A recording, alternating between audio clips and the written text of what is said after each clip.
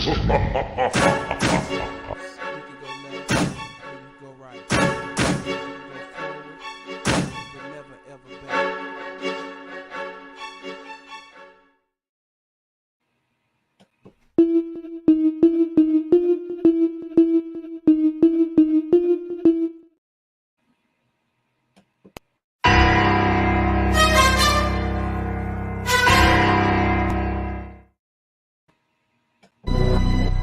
Yeah. Woke up. I ain't wake up. Beautiful day. I ain't feeling your side. I want to hear your thoughts. Yeah. You know what I'm saying? KCE. King Chaka. King Chaka ENT. Y'all can check out the music on Spotify, Apple, and other services. Hey, how y'all doing out there? How y'all feel? Remember, an educated public cannot be controlled. Get organized. ¿Cómo estás? ¿Podemos ayudarnos más? Sí se puede. How y'all feel? You feel good? Name of the show today is Holding Back Tears.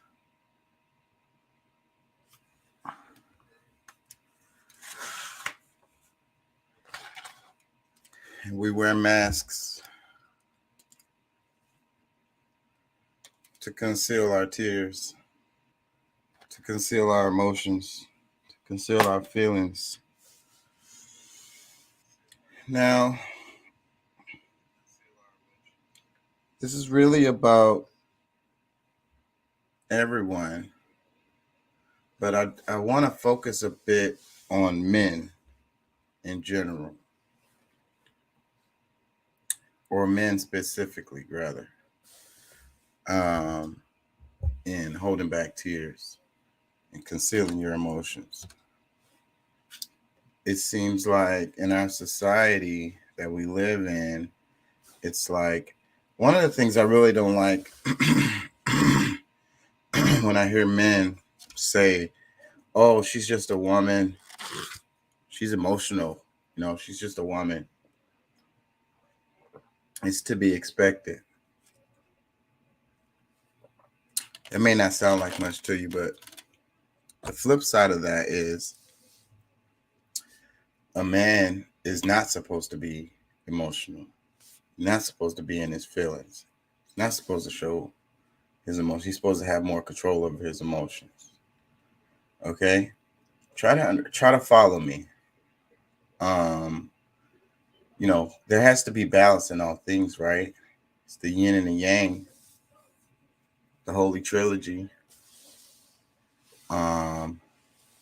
Men are emotional and women are emotional too.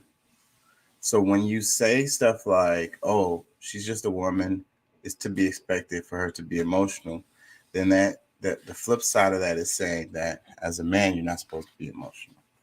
So our society trains us to not show our emotions as men, to not let it out. Like, you're not supposed to cry. You're weak. You're a weak man if you cry.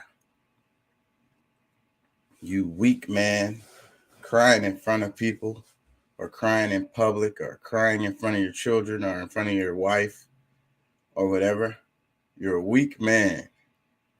You're supposed to hold that in, If you got to cry, go do it by yourself in your car or in the bathroom or something while you're taking a shower. What is it? The song, I hope the rain falls, So if it's raining, then you can't tell I'm crying. I can't. I botched that line all the way up, but I'm sure some of y'all know what I'm talking about. Anyways, holding back tears for men specifically. Um, you know, I also think there's a connection here to your heart health. Now we're talking about overall health, period, spiritual health, emotional health, but I'm talking about a physical direct implication connected to your heart. And I'm not talking about in no like metaphysical way. Like, no, I'm talking about a biological result of not crying related to your heart health, having heart conditions, having heart attacks, having an unhealthy physical heart. I'm talking about your biological heart. Now I don't know, I haven't done much studying into this. It's a bit of a hunch that I have that there's a connection related to crying and your heart, the health of your heart. I'm talking about your biological heart, your actual beating heart that's in your chest, and it being healthy. Okay, it's kind of like laughs, right? We know that laughing makes you more healthy, right? We know this. We know that laughing is good for your health. So how come we don't think that crying could be good for our health, like physical health? I'm not talking about no emotional stuff, spirituality, metaphysics. I'm not talking about that. I'm talking about like directly, like how we know smoking is bad for your health, like like direct correlation.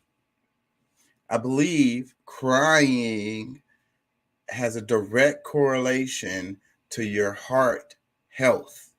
Okay.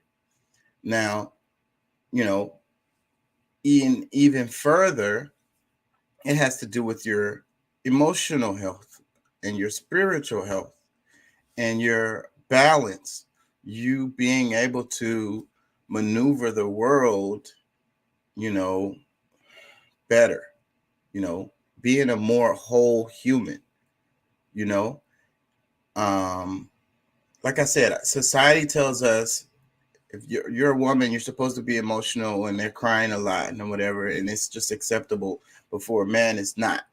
So then, therefore, even though we're emotional creatures, just like women are, because we're just yin and the yang of each other, we're just humans. We got some different plumbing, but basically overall we're the same. So when we bottle up these emotions, then we're causing us physical damage, like I say, directly to your heart. We're causing us emotional damage. We're causing spiritual damage, and we're causing mental damage. So when we think about the mental health of a man, you know, the mental health of a man, um, one of the direct things, I think that one of the first things that you want to look at is, have you cried? When was the last time you cried? You know, actually let tears flow. We all hurt sometimes. We all struggle sometimes. We all feel down sometimes. We all fall down sometimes. It's like with my daughter, like, and she's a girl, and she falls and she hits her knee or something. And maybe it's because, she didn't really have a mom growing up, but she doesn't really cry when in those situations. Like, maybe it'll be one tear will come out. Like, it'll literally be one tear will come out, you know? And I don't know if it's because of me. I really don't. But she hardly ever cries. And when she does cry, that it hits me really hard because I know her and I know that she doesn't really cry, you know? So, and then when she does cry, it's usually about something that's not like a physical pain. It's usually something else, like, a kind of emotional pain, a mental pain, something that happened that bothered her a lot, that brings her to tears. But when it's like comes to like physical pain, she hardly ever cries from that. you know. And I wonder if it's because of me, you know, being that I was a single father. Her mom passed when she was really young. That's one of the things I struggle with, you know. The children, they need a balance. They need a mom and a dad. They need that, you know. And when they don't, there's gonna be repercussions like that, you know, because I'm like that. I notice that I'm like that. When I'm really, really upset, sometimes it'll just be one tear. One tear will come out, you know, and that's when I'm really, really, really upset. It's like I'm so a lot of times it comes with anger. Like I'm really, really angry. I'm so angry that it makes me cry. You know what I mean? I'm just angry, and one tear comes out.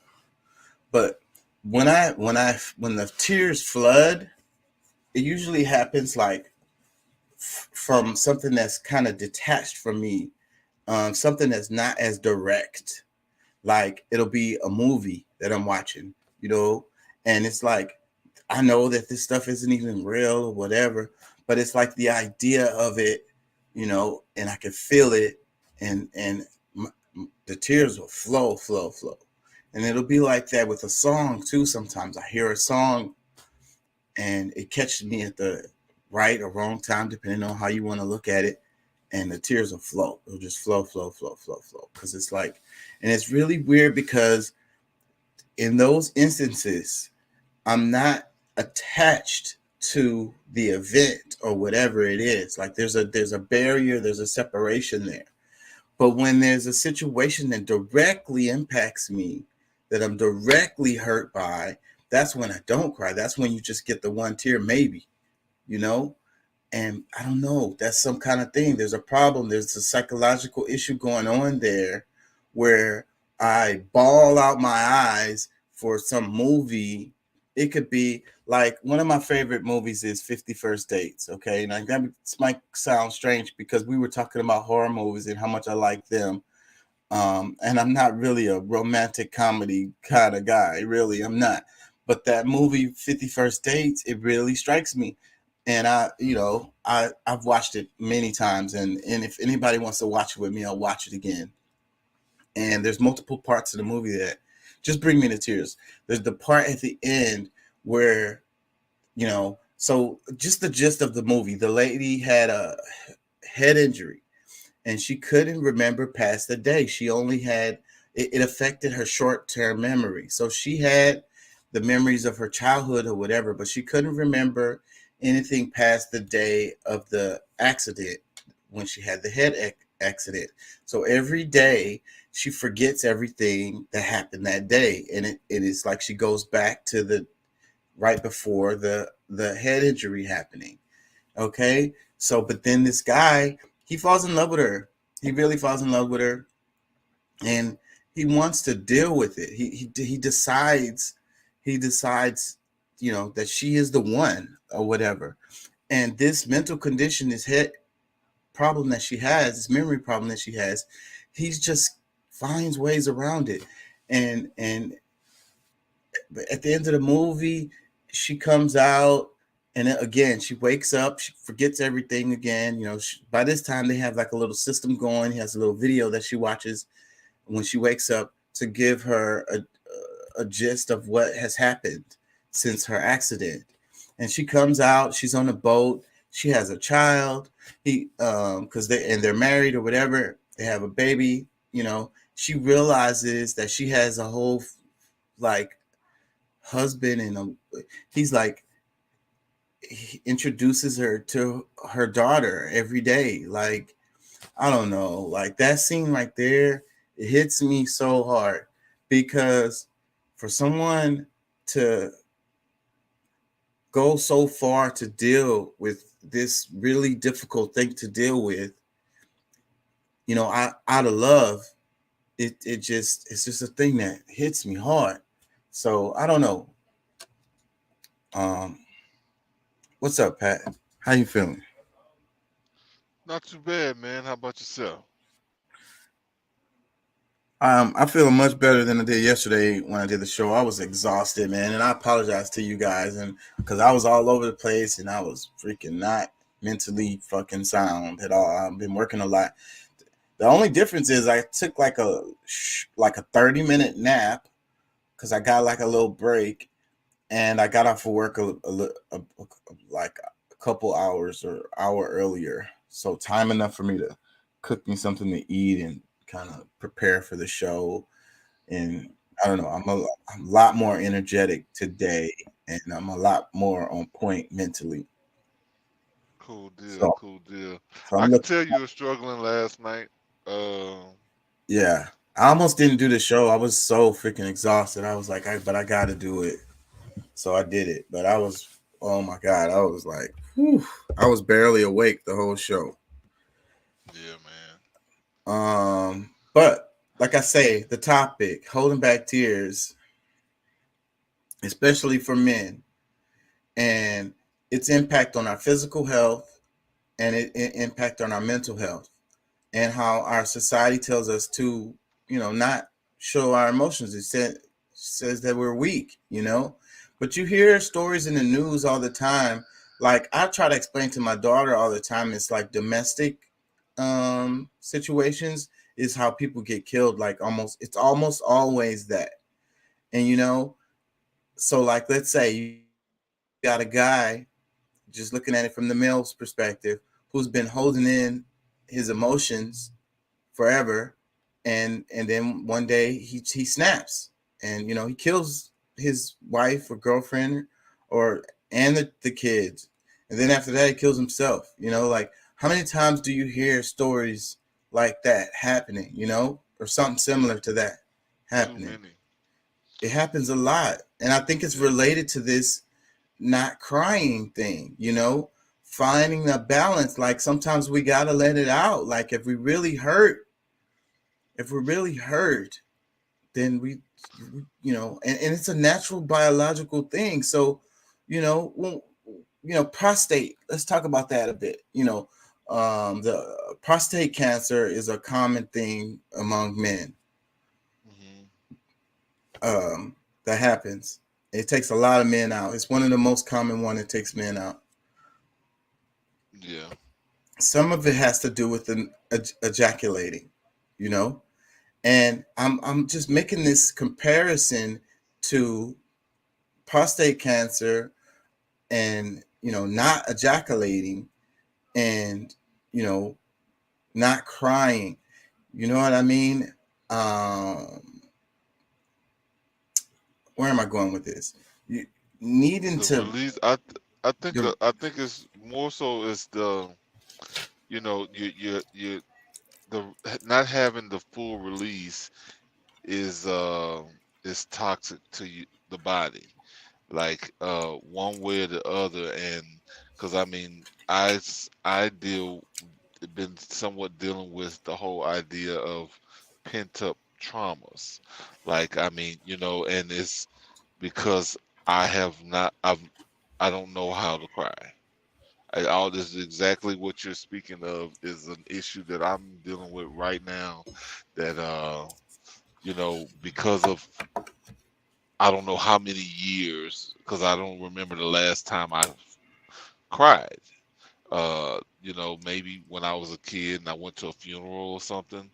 But I go to a funeral today, I probably will not cry. No matter how much I care, love for the person, and this, that, and the other, it's just that shit. I feel like I'm broken, really, um, because I don't know how to release, and you know, I think I have enough self control. At least I think I do. I mean, who knows what God, like what could actually happen, I guess, in the midst of things. But I don't you cry at know, funerals either. I be avoiding funerals as much as I can, as an adult. I remember one time, it was my dad's brother passed away, and he was young. He was a young guy. He was like in his 30s, and he died. And I remember when we was at the funeral, my dad was crying, and I was just looking, and he was like, he said it. He said, you got to let it out. You know, we were close. This was like his closest brother, so he was around all the time, and you know, his son. I'm really close to him. He's my cousin, and to this day, he's like my brother. Like we're really close. And he might be listening. JT, he jumps on the show every now and then. Yeah. Um, um, so when his dad died, I didn't really cry, and my dad was like, you know, you gotta let it out, man. You know you gotta, you know, if you need to cry, man, just go on and let it out, you know. And I specifically remember that's like a really vivid memory that I have. Um, I don't know how this exactly relates to the conversation, but it's like it did hit me hard. It hit me hard because he was young. He wasn't supposed to die. He didn't get shot or killed or nothing. He just got sick and died. Like he had something, I don't know. He got sick and he lost a lot of weight, and then he died. And it happened pretty quickly. Like he, regular person and running around working all the time like a regular person. And then Yeah. he got sick. He lost a lot of weight, and he was gone within like a month, like 3 weeks or some shit like that. So Damn. it was really like, and I'm gonna I have a title for a show that I'm gonna do, and it's called Accustomed to Loss. I think that's the name. The specific title, I'm not exactly sure, but it's like the idea is being accustomed to loss, you know, being used to it, expecting it, you know. And I think that's how I am in a lot of ways. Like I expect the worst, you know.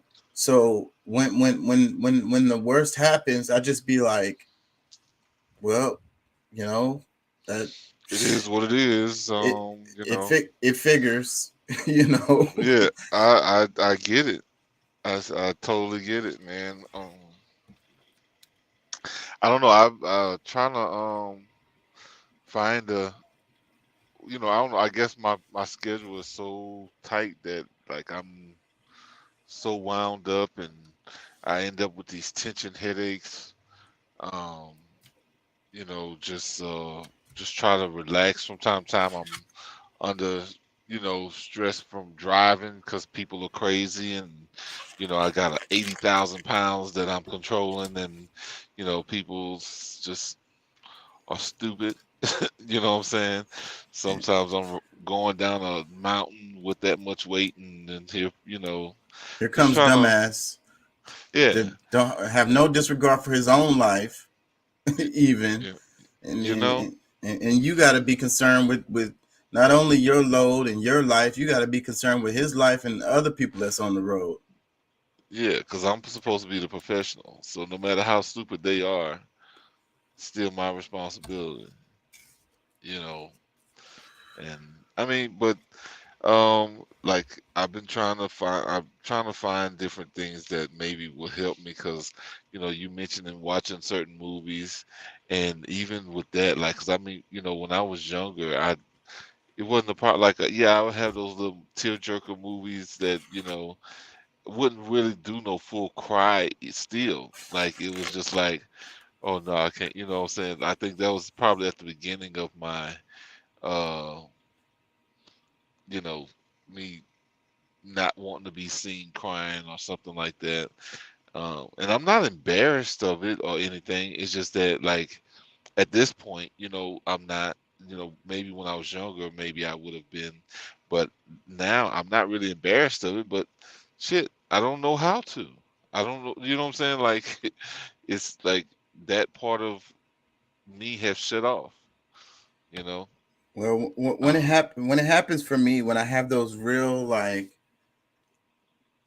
pouring cries, it's usually yeah, like I say in a movie or a song, and like I said, there's a detachment, but it always makes me think of like a memory, or it has to do with like some previous trauma that I had in my life. Like I'll think about, you know, something that was major, that majorly hurt me, you know, um, related to like relationships and stuff like that, like major events in my life. And this is not usually having to do with death, but sometimes it is. Hmm. But more likely it's just like a loss, like something that was lost that can never come Be back, you know, replaced. can never Yeah. be replaced. And like the song or the movie or whatever, it takes me to that place. And then, you know, and then I just like I go there, and it floods down, you know. And what I was saying earlier, I could feel my heart, because something happens when you cry like that, when you have that full, you know, pouring cry. Something happens with your heart, because it, you know how like they say you feel better. And and and it's not, it's like I say, it's not just emotional. I think it's a physical thing that happens. Like it's it's like the opposite of smoking a couple of cigarettes. You get what I'm saying? The I don't know, cause something, your heart is beating in a certain way. There's a certain vibration that you going into when you in that state of that full, just like, you know, like a baby crying, snotting and tearing, and just like, you know what I mean, like can't Yeah. see out of your eyes kind of cry. You know, it takes you to a certain vibration, and your heart beats in a certain way. And I think it's literally a healing thing. And I think that, you know, you know, God made us perfect. So it's a biological function that our body is made to, it's designed to protect us. It's designed to heal itself. You know, it's designed to fix itself. You know what I mean? And it has these different mechanisms to do that. And I think that crying is one of them, you know? And I think that when we deny ourselves that, then we are superseding a mechanism that has been put in us by God to help us repair ourselves. You get what I'm I saying? believe, no, I believe so too.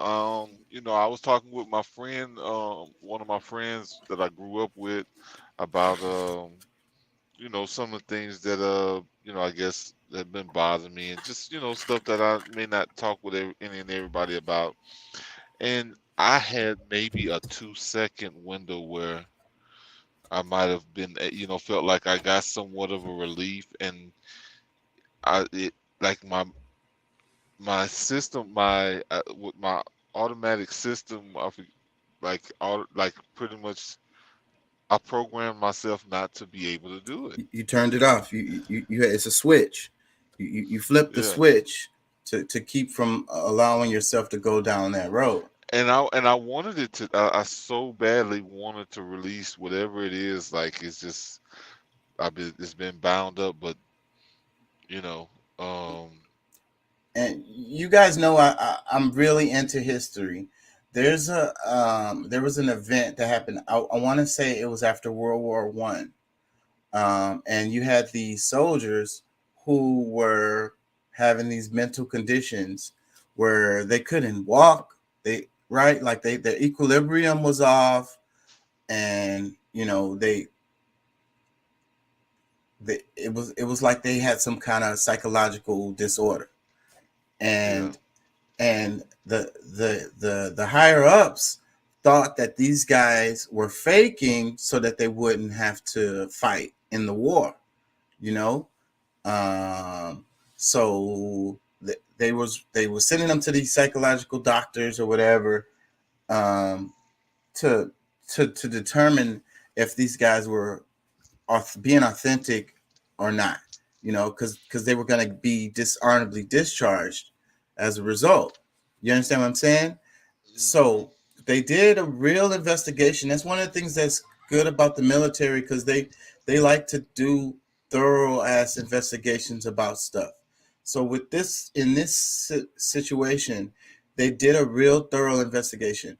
And so what they found after they was that these guys, once they got them to talk, because they were shell shocked, of course, right? They had seen really horrible things happen, right? So, but they didn't or couldn't talk about it. So, but what happened was, once they got these guys to actually talk about these traumatic events that they saw and went through fighting in the war, then their symptoms started to disappear.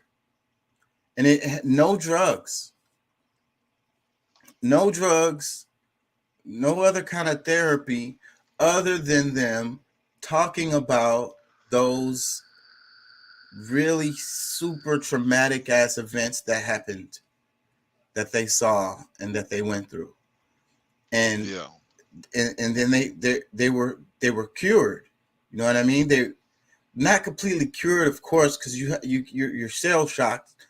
You know what I'm saying? But they could walk around and they could talk and they could be normal now. You know what I'm saying? And Yeah. this is well documented because they did a thorough ass investigation of this. Somebody out there is listening, probably knows what I'm talking about. So, and that's, I think, is related to this kind of thing. So those guys, they were holding in, the trauma because, they're men, they're supposed to be soldiers. It's like, my job is to go out here and fight. And of course, my buddy got blown to bits yesterday. Of course I killed people, or maybe I killed innocent people. Things like that happen. Somebody stepped on a mine, little kid got killed, whatever. I thought it was Yeah. an op, but it wasn't. Different kinds of things like that. And you don't talk about it, because it's painful to talk about. So, but it causes them to have these damn real severe psychological disorders where they couldn't even, they had, the equilibrium was off, and they couldn't even talk, and they were just like all messed up.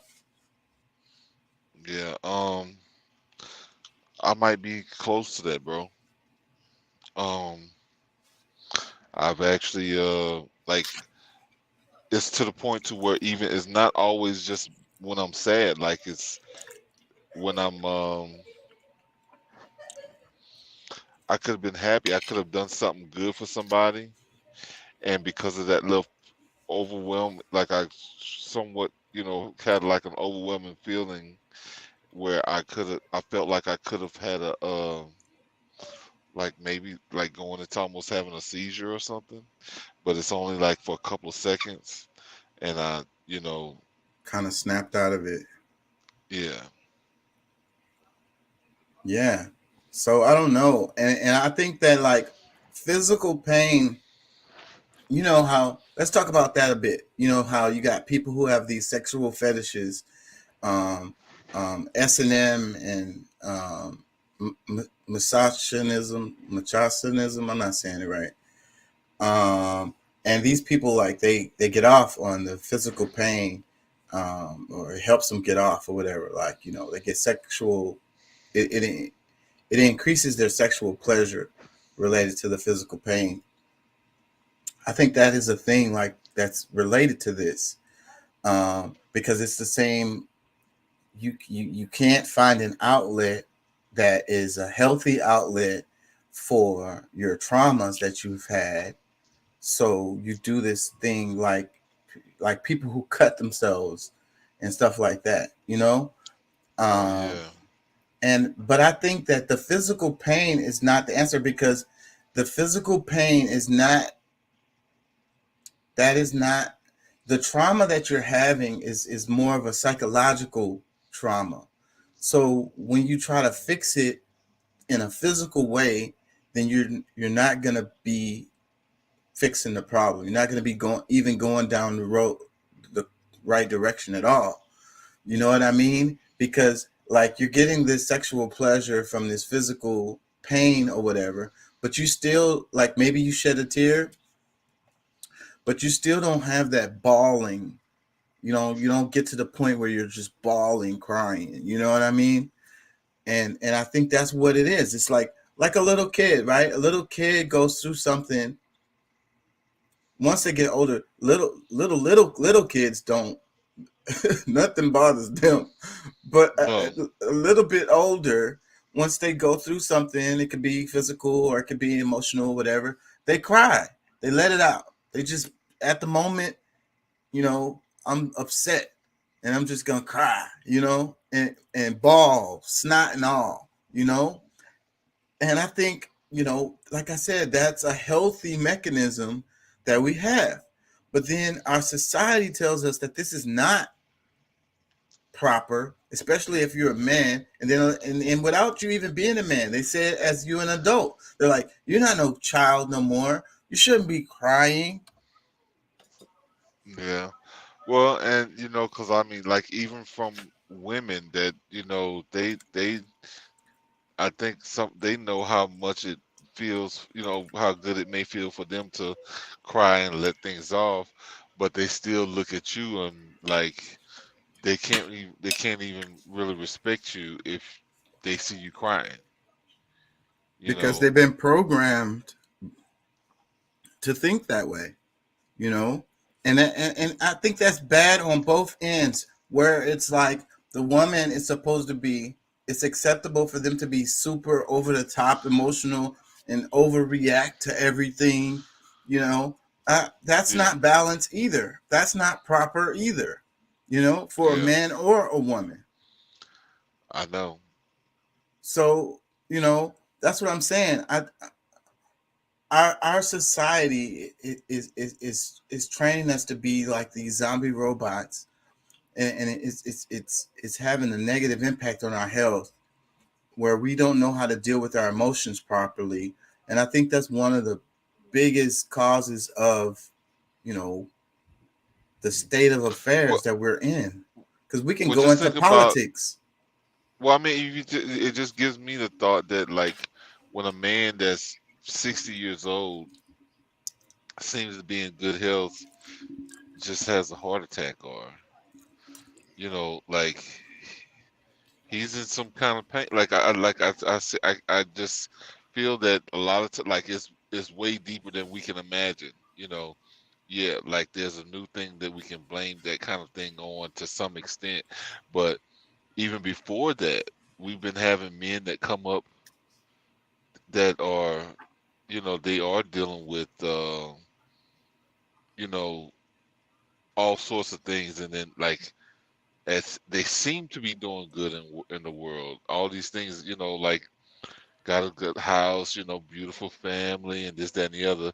But 60 is still pretty young. You know what I'm saying? For like I've seen some people that still functioning very well at 60, but 55, 60 years old, somebody having a heart attack really shouldn't be. It shouldn't be. And then you have the suicides, so it's like the ultimate. They couldn't express their emotions properly, and they had all of this bottled up, and their answer is suicide. It's like their last, like, cry, if you will. You know what I mean? It's their cry to the world. It's kind of like their cry for help, even though their decision is The most final. selfish, answer that they can come up with. I agree with you, Doc. I think Yeah, that's I committing. don't have a lot of. There is no there are very few suicides that actually I sit back and I'm like I can deal with that one. I understand, and I was really hard off for a lot of time, but like Robin Williams was one of them. Robin Williams, that's the guy I was just thinking about. I didn't want to. I had just someone else had just killed themselves, and I was like, who cares, man? They're just whiny. But then Robin Williams did it, and I had to reassess that whole statement there, and think about the other person. Yeah, they were still being whiny, but Robin Williams, man, he had just found out he's got a debilitating disease. His wife just about left him, and he just got out of rehab. That is just super duper whammy whammy. And knowing that you're slowly going to start deteriorating in front of your loved ones too. And this Yeah. guy is so funny. I He can't. he was so Yeah, funny. he lived his life entertaining others, and he was so good at it. And Well, he seemed like he was so happy, like he was always so bubbly. well, comedians and hyper intelligent people are in the highest quantity of suicides. Because comedians are always really smart. They're always really. It's so Well, hard to make people laugh. Like you got to be really smart. It's the pressure to be there for others. I think But to some look, extent. if that's it, then Pat, then why the hell would you kill yourself? Like Doc was saying, that's selfish Well, no, as hell. Because but now see, they don't have you no more. You're gone. exactly. I get it, but I mean, to me, that it exemplifies how much pain they actually were in, Some of because these, a they lot of go ahead. well, no, I'm saying I think a lot of times that they've had these thoughts, and because they have these people that's depends on them, they don't, and you know, so it gets to a point to where they have maybe they've gotten their children through school, college, and this, that, and the other, and then it's like, all right, you know what, they don't need me as much as they used to, and they're Or I like, have become a burden to those around me. well, and Mm. The that people part, around me will be better with my absence. yeah, And I want to say, I've I want to be honest, just 100% honest. Suicidal thoughts have crossed my mind before. And the things that the reasons why, what keeps me from, what stops that is the people that depend on me. yeah, The people that need me. You know, touche. and I'm like, there's no way in hell I can leave them assed out, no matter what. It'll leave them in I think for some it'll leave them in a worse position, and then to me it's just like overall, because I've had thoughts before, but like I don't want to give that as an excuse, because if I use that as a way to solve problems, I think that would maybe even open the door for others to believe, oh well, shoot, he did it. Well, You know what I'm look, saying? Whitney Houston. We could talk about Whitney Houston. We know that she was heavily into drugs, but a lot of times people kill themselves in that way. And then her daughter did the exact same thing. I don't think those were accidents. Well, I don't think that. Well, I mean, I think those are two different things. Because I don't think that Whitney killed herself, but her daughter killed herself because of the dealing with the pain and the loss of her mother. Yeah, but overdosing on drugs is a way to kill yourself. I understand, but but that's I don't like. I'm saying, as far as Whitney is concerned, I mean, there's too many different stories that's come about that she didn't kill herself. Somebody killed her. Her daughter, on the other hand, she did. She overdosed. And I don't know if that was even her intention, but with her going so far, her using so many drugs brought, that's what ended up happening. While we're talking about this, flip up my comment from Facebook, please. I'd like to make sure that gets said once or twice if we're going to be talking about this. This right here. Yes. If you or someone you know may be struggling with suicidal thoughts, you can call the U.S. National Suicide Prevention Lifeline at 800-273-TALK 8255 anytime, day or night, or chat online. Crisis Text Line also provides free 24/7 confidential support via text message to people in crisis when they dial 741-741. Don't be afraid to talk to somebody. Sometimes a stranger's the best. If we're going to talk about this, we should also let that information out there. Definitely. I'm glad you did that. So and just like what I was saying about the I think it was World War One, the guys just needed to talk to someone, they just needed to be able to let it out what they were going through.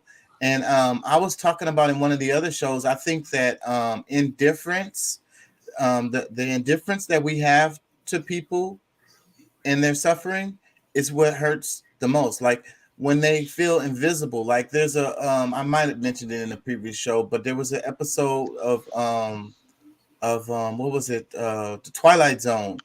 And the guy, like they marked him some kind of way, like they wrote something on his forehead, and it was like a punishment for something that he did. So then he would walk around and he would talk to people and they would act like he wasn't there, you know? And it was like the worst thing. The dude was like, am I here? Am I alive? Does anybody see me? You know? And I think we do that to others. Like it's one of the things that we do to, like, let's say the homeless. You see them on the, you know, under the freeway or on the sidewalk, and you walk by and you act like they're not there. And I'm just saying that, you know, having someone to talk to.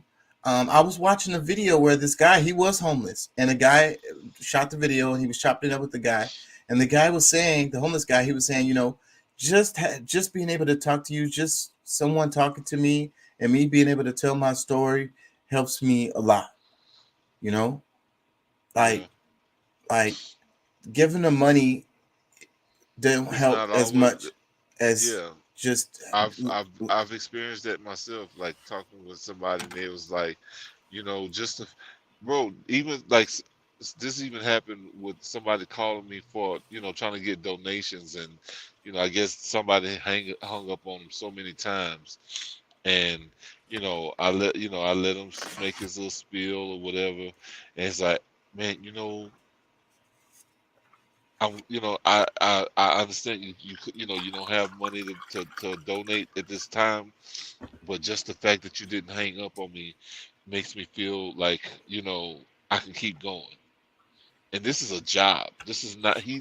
I don't even know if like he's not homeless or like really no bad, but just the fact that the job that he does have, people are just so quick to just, you I know what I'm had saying? I had a job like that. I worked it for 3 weeks. We were selling these the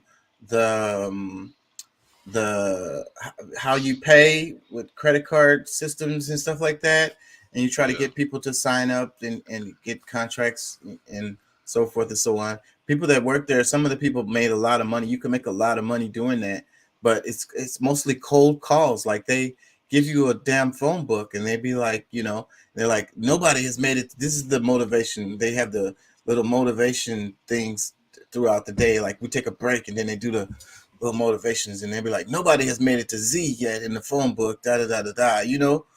And I remember when I was like, oh my God, like this sucks so bad. I had lists of phone numbers. And what hurt me the most was when I ended up calling a number that I had already called. And they're like, I talked to you already and we're not interested or whatever. You know what I mean? And yeah, I just feel like crap because I didn't realize that I had already called that phone number. And I can definitely sympathize with the pain of that guy that you're talking about who called you just to have somebody to talk to you. And it's like, damn, this is my job. Like this fucking sucks. I stayed there 3 weeks and I left. I couldn't do it. I was like, this is not for me. yeah. But, yeah, man. I don't know, man. So like, what's the answers? How can we get to the point where we have all these pressures in society that tells us that we shouldn't cry? What do we do about it, Doc? What's your answer? It's not just that. The big thing is stop with the boomer, older generation X, and no offense, black culture stigmatizing it, making you a wuss, a pussy, a little bitch. If you talk about it and cry about it, I mean that's why most people won't go and seek help or talk. Or if you cry, I know you ain't about to cry. I said, you gonna They make me give actually. you something to cry for. Yeah, I give you something to cry about. I mean, and I agree with you, Well, I'm Doc. not even. I'm not even talking about the. I'm not even talking about how we had ours just basically crushed out of us during Generation X because absent parents and nothing but action movies on TV and stuff like telling us, a real man can take 3 bullets, all that, 3 bullets, all that, and still hump half the women in the city and then be okay for the morning. Yeah, Rambo movies and stuff like that, and then single parents who are working all the time and don't really just have the time to give that emotional support to their Dude, child. I walked home from the time I was in like fifth grade. I was already walking myself home, opening the door, and sometimes on certain nights where it was an easy thing to cook, I even had dinner ready when my mom and dad got home. I learned to cook really young too. Bro, For pretty much the same reason my dad was gone all the time, and he would buy food and put it in the refrigerator. He'd be like, "There's food in there for y'all to eat." So we basically me and my sister taught ourselves how to Why cook. do you think Generation X or Generation X, our generation, why do you think we became helicopter parents? Why do you think hovering over the kids? Because we never had anyone. We raised ourselves. We didn't want that to happen to our kids. Yeah, so now, I'm not talking about all of them. I'm talking about the ones that have taken it too far and spoiled these little bastards. Well, definitely today, that's what it is, and I've done that with my child. We started giving them the participation trophies for showing up because, damn it, our parents never showed up. So we wanted our kids to feel special because we never felt special. Yeah, I think it's an overreaction to the lack of attention that we had as a generation, and man, we screwed it up just as bad as the generation before us. I was just about to say that we screwed these kids up really bad. When someone complains about, oh well, let's use cursive writing as a secret code. Let's get an automatic or let's get a standard transmission. They'll never be able to steer it. That's our fault. It's our fault that all of those things that they missed and don't know, they miss and don't know. And I want to go back to the comment you made earlier. It's true that in our society overall that they hard on men for crying, but especially in the Black community, it's really extremely pervasive in the Black community. For like the Black man, he's supposed to be, he's supposed to be hard, he never supposed to waver, and like Pat was saying earlier, he's it's like only allowed to cry when his mama dies. And like what Pat was saying earlier, his woman will lose respect for him because he cries, because he cried. And it's really pervasive in the Black community. And she will call him a little bitch. Yeah. I've seen it happen too many times. And men get emotionally abused too. It can happen from women.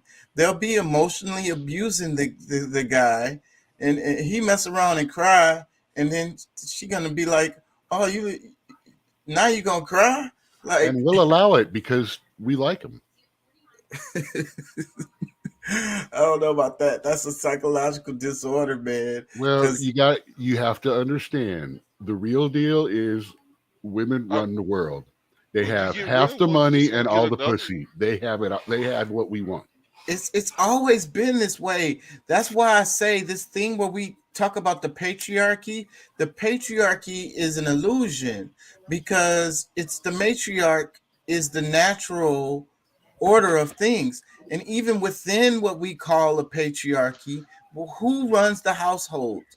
Bro, 9 times out of 10. My sister halfway hates me because of that theory that I passed. I'm telling her, it's like men do everything. Like it is not a true patriarchy. Like everything men do is for women. Everything.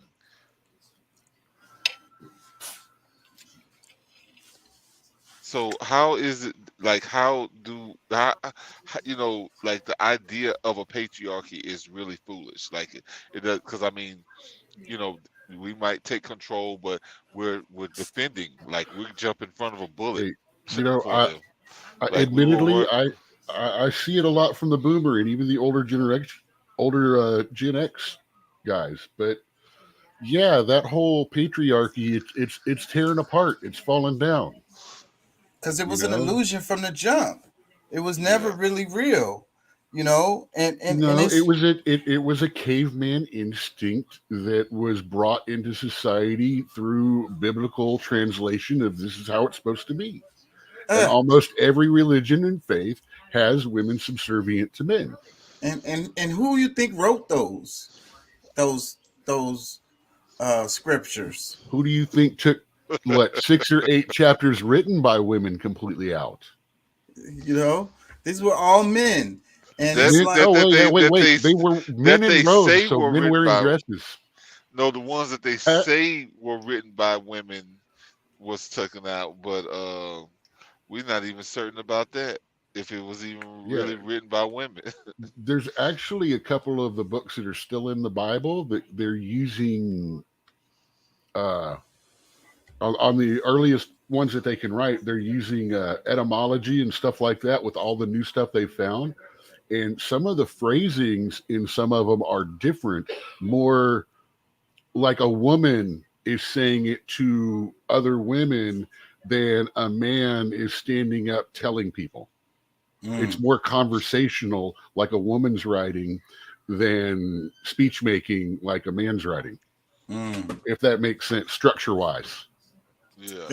And one of the things that helped me understand this concept a lot more was like how they write movies, because I'm into that writing and all of that. You know how like in the majority of the movies, the popular movie, there's a gradual incline, and then there's a climax, and then a quick decline, and then the movie ends. Right? That's the structure of the movies, right? But then you Yeah. have these movies that are made that don't have a specific climax point, you know, and I can't Like a remember lot the of actually a lot of British movies and foreign movies are like that. and there's a technical term for it, but it's feminine, if you will, because it's kind of like the idea of the like uh, going up and down and up and down. It's along with the sex, because like within the sex, the women have multiple orgasms throughout the sex, and it's like, so the way that the sex goes from our point of view is just the gradual incline, climax, and then it's over. But it's not like that for women. So that's the idea related to the way that they make the movies, where there's points in the movie where there's like little climaxes that happen, and then also the way it ends, it doesn't have like a ending where it's everything is wrapped up and concluded. It's kind of just like goes off. You know what I mean? Hmm. Are y'all following me? I'm a little bit lost, but I was my mind had kind of. It was not your fault. That's Yeah, well, anyways, me reading about how to, because I'm really into that. I'm a bit of a writer, and I'm really into the different ways of writing things. So that's why. And but when I read that, though, it helped me understand this idea of the way people look at the world through, like, let's say, a patriarchal lens versus a matriarchal lens. Just quote unquote, you know, um, and the way that the movies are made to in a sexual, it's kind of derives from you know sex. Does that make any sense? So, but understanding the true humans, the just about every household is ran by the woman. Like, the dude is pretending that, what I'm saying. At the end of the day, you know uh, at the end of the what. day, it's her. But the other part of this, what people don't really understand about the matriarchy, is that it's not that, you know somebody has to call the shots. There always has to be a head, okay? But there's also counsel, so the Aboriginal peoples, the women are involved in all of the decision making. And it's like that in the household. When you are looking at the bills or thinking about what school the kid is going to go to, any of these decisions that are major, you know what I'm saying? You aren't going to just make that decision without the consult of the woman, right? Well, no, I mean, at least you feel more comfortable with at least understanding what she is so that you can, you know, at least incorporate what it is that she's feeling through whatever, you know, you're supposed to be making this final decision on. And because, I mean, regardless, I mean, grown men still want their woman to look at them in awe, like, you know, almost like, you know, you want mama to be happy with what you did, you know,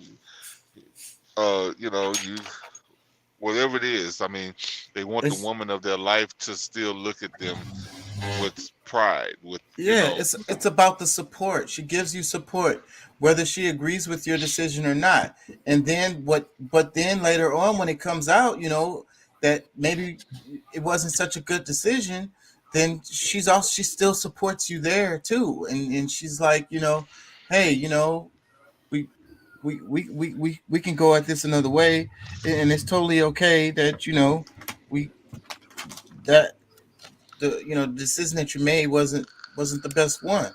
You know, yeah. something I was looking at, it said about failing better, fail better. It's like it's the idea of it's okay to fail. You know, just fail better. Yeah, You get be a Beto. well, shit. I guess he getting closer and closer. I don't know. Hey, Uh, Closer and closer to what? that has failed up so many freaking times. I'm starting to admire him. Nah, I don't see I want to, that. I want to see how I want to fail up like upwards like he does. Well, no, I mean, the, say, bro, the thing about that is, like, this dude, he's a politician, bro. Like, he may not even want to win.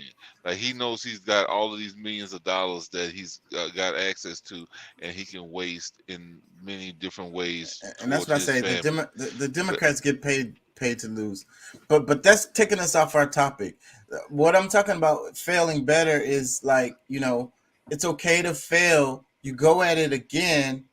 You know what I'm saying? And even if you fail, you know you you you you go at it better. You know what I mean? You try harder. You're not trying to fail. It's just that you're going at it better. Like anybody who's had like a successful business. Pat, I'm sure you can attest to this. How many times did you do it wrong before you finally got it right? what business? Yeah, Well, that's not the same thing because I mean, it's not a business that I had to rely on anybody else. Like my truck driving, I registered it and I bought a truck and I drive. Like it's yeah, nothing. but So I didn't fail. I You don't know, think you're understanding. You're not understanding what I'm There's saying. a popular saying that's going around. You can catch it on the internet every now and then. It says success and being pregnant are quite a lot, very much alike. Everyone tells you congratulations, but nobody really knows how many times you got fucked to get there. Yeah. So, Pat, what I'm saying is how you got your thing going right now today, streamlined. mm, How long did it take for you to get it where you're at now? And you're still on that well, road I of mean, but improving. I mean, How many times did you stub your toe on the way? well, business has its ups and downs. It's just like life. So, I mean, I don't see that as a failure. I see that as a part of doing business. Oh yeah, as So, long as there's a lesson learned, it's not a complete failure. well, I mean, you Yes. can't. It doesn't matter how many times you learn the lesson. The lesson is gonna come back around because guess what? It's a mechanical issue, or it's gonna be, like it's mostly things that it's out of your control. So, I mean, if you hold that as a success or a failure, then I mean, you're gonna be a failure. No, I don't think So you get what I'm We're not saying. talking about that. We're talking about mistakes you make along the way that contribute to success or failure. Right. Not Like how that how that's stuff well that you're just dealing with. That's crap happens, but no, I'm talking about if the how crap well you happens because of a wrong decision you made. yeah, I'm talking about how well you do And your how many thing. times have you kind of screwed yourself in the getting to where you are now, in the learning to be who and where you are now? Right. Cause well, I know for a fact that like let's take the example of which um deliveries you decide to take or whatever, or which form you use, or which uh technology or whatever the hell, you know what I'm saying, which insurance, which fucking you know well, all the I you don't. get what I'm saying. I hear you, and I guess the way I see that is different because no matter what you do, like everybody I know that's in business, like real people that's really in business, they don't judge the day to day, they judge the overall, and that's because you know you can't, like, I mean, you, even when you're dealing with other people, and like, I mean, even when is politics is involved, and the fuel, like, it's out of your control, it's nothing that you can do. You have losses because other people are stupid, you know what I'm No, saying? it's the But things we're that not you did talking about wrong. those. We're talking about self-inflicted dirts. Well, The things but that what it so you should know I how just to, tell you that I'm perfect? Because I don't, because you're not, I'm I know you're not perfect, we talk all the time, Well, here's and here's a good example. You look at that board today, and you look at that board and go, "That's a good one. That's a good one. That's a good one." Back when you first started doing this, mhm. you had to get to where you are now by accidentally taking some that did not do so well. right, That's the that's kind of toe stubs we're talking about. yeah, The little things that some people take those little losses and turn them into failures. While they're just Okay. to most people, they're just toe stubs. Well, Mistakes. yeah. Mistakes Okay. that you learn. Okay, mistakes Certain is a times, better way, not failures. certain times of the year, I know not to go into different areas because I might get paid a lot going in, but I won't get paid a lot coming out, like Florida. So you know, things like that. I mean, yeah, that's and still you, and you had I to learn consider, that over time, is the yes, point.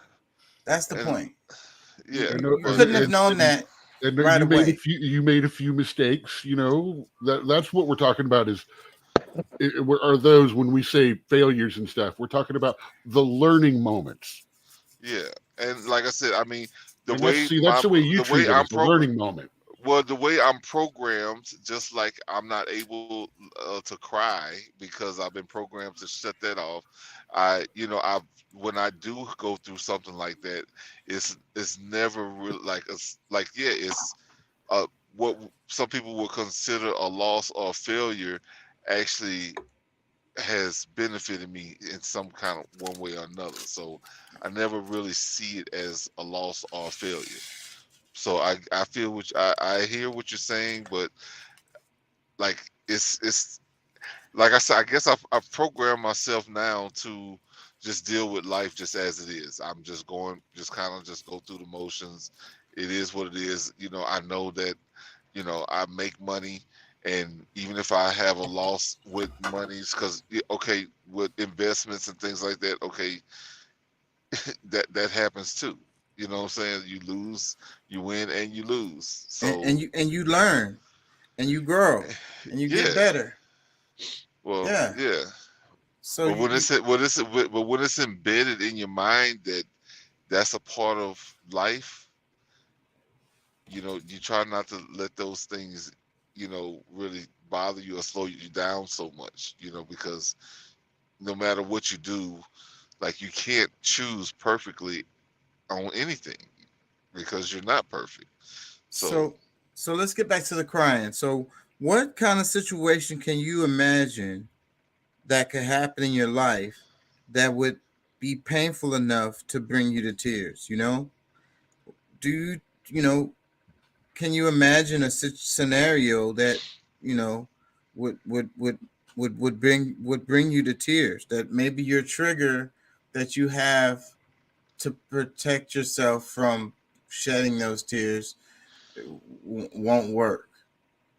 Well, I mean, of course, something happens to my son. Um, that's definitely, but I'm not sure if that would necessarily make me cry because it could make me very angry and I do something crazy. You know what I'm saying? Just depending on what that thing is. So, um, And anger is one of the ones that bring me to tears a lot of times. Is when I'm really angry, because when things happen that's completely out of my control, and it, or worse, it was in my control and I made a mistake that led to a situation that was really messed up. And usually it's as a result if somebody else being hurt, because if it's just me, then I just take it. But if I made a mistake and it hurt someone else, then that hurts me a lot. Like, I take it really hard. yeah. So Um, I really hate to even try to even have that thought of what it would take for me to do that because I mean, um, I get it. I get it. But that's what this is, though. It's therapy. And when we're trying to go down this road, we're trying to allow our physical mechanisms, allow us to get into balance, find ways to supersede the programming that we have been given, you know, yeah. Well, so I that we got can be that going. healthier. I got that at Tuesday at 1600. So, um,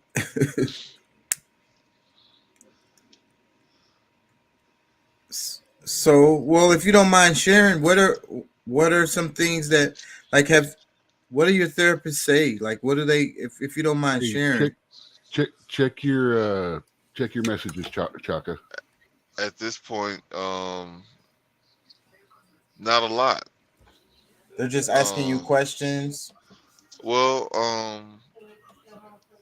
yeah. Well, you have to. Well, because I mean because this I've only can't even say it's like even a real full session.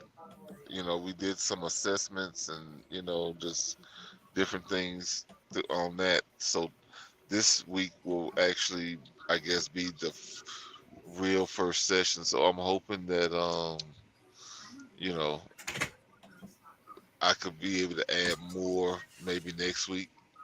But a lot of it is just trying to find out, a lot of things, my thoughts, my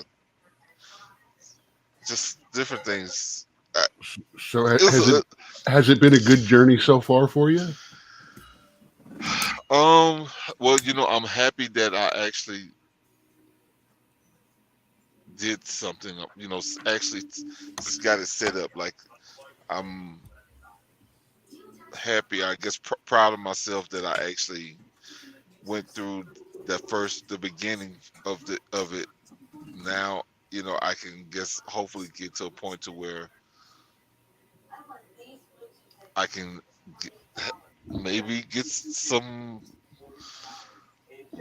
relief because I don't know. Like I said, like how like Yeah, I could hear you. I could hear it in your voice, man. like I've been diagnosing myself for so long, and um I used to self medicate, but I'm a truck driver, so I can't really do that and expect that I'll be able to always keep my career, my my business really. You know what I'm saying? Like, Exactly. but So, you know, but if you held it in to the point where you have like a mental breakdown, you're gonna lose. You're gonna lose your business. You, you get what I'm saying? I'm No, saying I mean that's what he was saying. That's what we're talking about. Is that's where he was heading until he started this. I mean, he actually kind of said that last night when he was talking about it the first time. He's like, he was heading toward the wall. yeah. So tell me right now, that wall you were looking at, is it looking higher, wider, thicker, or Well, did you nah. even really did you really even have a shape for it before you just knew it was there in the way? Well, yeah. I mean, over time, I mean, I guess there's different things where I realized that, like, I've been able to talk about it with, you know, one or two other people. Little things hadn't really got into everything because you don't want to just sit there and just, especially with your friends, you don't want to just take all their time. But we was sitting there talking, whatever, and when I realized that, in a moment that was somewhat emotional and I couldn't cry, like my everything about my body wanted to, but it was almost like uh you know proverbial sponge that just sucked it all right back up. You know what I'm saying? Like it just would not. Like I wanted to, but I just couldn't. Like it's. it's I mean, tough, man. It's tough. I remember on one of the shows um, that I cried on one of the shows. We was talking about history. We was talking about the names and how like you changed your name and how I really applaud that and how like how I feel how I feel is like I feel like I have a disconnect with my heritage because I my name can only go back so far and it lands with a slave master, the last name coming from a slave owner or whatever. no, you really need to do your genealogy, like truly do your genealogy, like I don't trust those. I don't no, trust no, no, them. no, no, no, not blood, not the DNA stuff. I'm talking about actually tracking down paperwork going back as far as you can, and some of those things are probably available. Like you might want to pay a professional because they'll be able to go back on a bunch of it. But like that's the thing because uh, say, bro, I realized that a lot of it was like for us was not really a slave master. You know what I'm saying? Like Well, either way, we've my been lied to so heritage, much. my heritage and culture is lost. I don't know what language my ancestors spoke. I don't know what religions they had. I don't have no Well, connection to that. well, I'm just gonna say this because with your last name being Perkins, I mean, you probably were, because I mean, you got to think about it. A bunch of the people that came from England were black people, and your name, might have be up on uh like maybe I don't know, like it could be it's multiple things, like just thinking that okay you came from Africa with a whole different language and tongue. I mean everybody's tongue has changed over a period, over the last couple of 100 years, but even if they spoke a certain native tongue, like they still spoke these other languages because of trade or just being able to do business with other people. So I wouldn't necessarily just go into the whole slave narrative because not right away because that's not everybody's story, especially for us, for black people. We've been tricked to believe that we was the lesser of everything, you know. They killed off a bunch of native people and left the women and children, and then the children are, like they're raised up learning what somebody else was teaching them, but it still don't mean that they were slaves. That's one thing that you gotta, the majority, there was like what 3% of the entire slave trade that came to the United States. No, especially North America, like it's a lot less chance that you were a slave than you were one. But either way, I don't have a connection to. Well, Let's move that's y'all yeah. sent me some stuff. We talked about the banks yesterday, but which one of y'all sent me this? About the Silicon Valley. Yeah, and Yeah, the White man. House response, because we talked about the banks, and I said it's bigger because we was talking about Wells Fargo, and Yeah. they're not even talking about Wells Fargo. Now, Silicon Valley is the big deal right now because, I mean, you got to think like, there's people in Wells Fargo who's, like they maybe, they say the glitches with the, certain amounts, paychecks and stuff going, not being seen or that's missing or something. No, Silicon Valley is a bunch of these, tech startup companies that have been down there or grown up. Like these are like almost everybody that was a part of that bank were millionaires, and and it's and, like, and all these banks are connected, and with Wall Street, and with um, the, the way the economy is set up, it's like a domino effect. This can trigger other banks. Let's play a little bit of this. Here is that our secretary can get your reaction to the failure of Silicon Valley Bank and whether you're concerned that other banks may fail as well. So sure. So the most important thing that I will say here is that our Secretary of the Treasury, Secretary Yellen, is closely tracking the developments with the Silicon Valley Bank. What I will emphasize as well is that our banking system is in a fundamentally different place than it was, a decade ago, and that the reforms that were put into place back then really provide the kind of resilience that we'd like to see. So we have every faith in our regulators, and we can see that today. But Secretary Yellen is supposed One more on that same topic. The government obviously insures up to $250,000, but this bank served a lot of tech companies that obviously had a lot more money stored with them. So how concerned are you that we could see a ripple effect just throughout this specific sector? So two things. One, I'll refer you to the FDIC for how they intend to handle, they're insured up to 250 and how they'll handle those with balances above that. And the second, I just want to reemphasize that we are in a fundamentally different position. That with the reforms of the global financial crisis of 2007, 2008, we've put in place stress tests and other tools that our regulators have to provide more resilience to our banking system. So, Secretary Yellen is watching this closely. Our regulators, we have every faith that they will be as well. Her head bobs around more than a dashboard figure.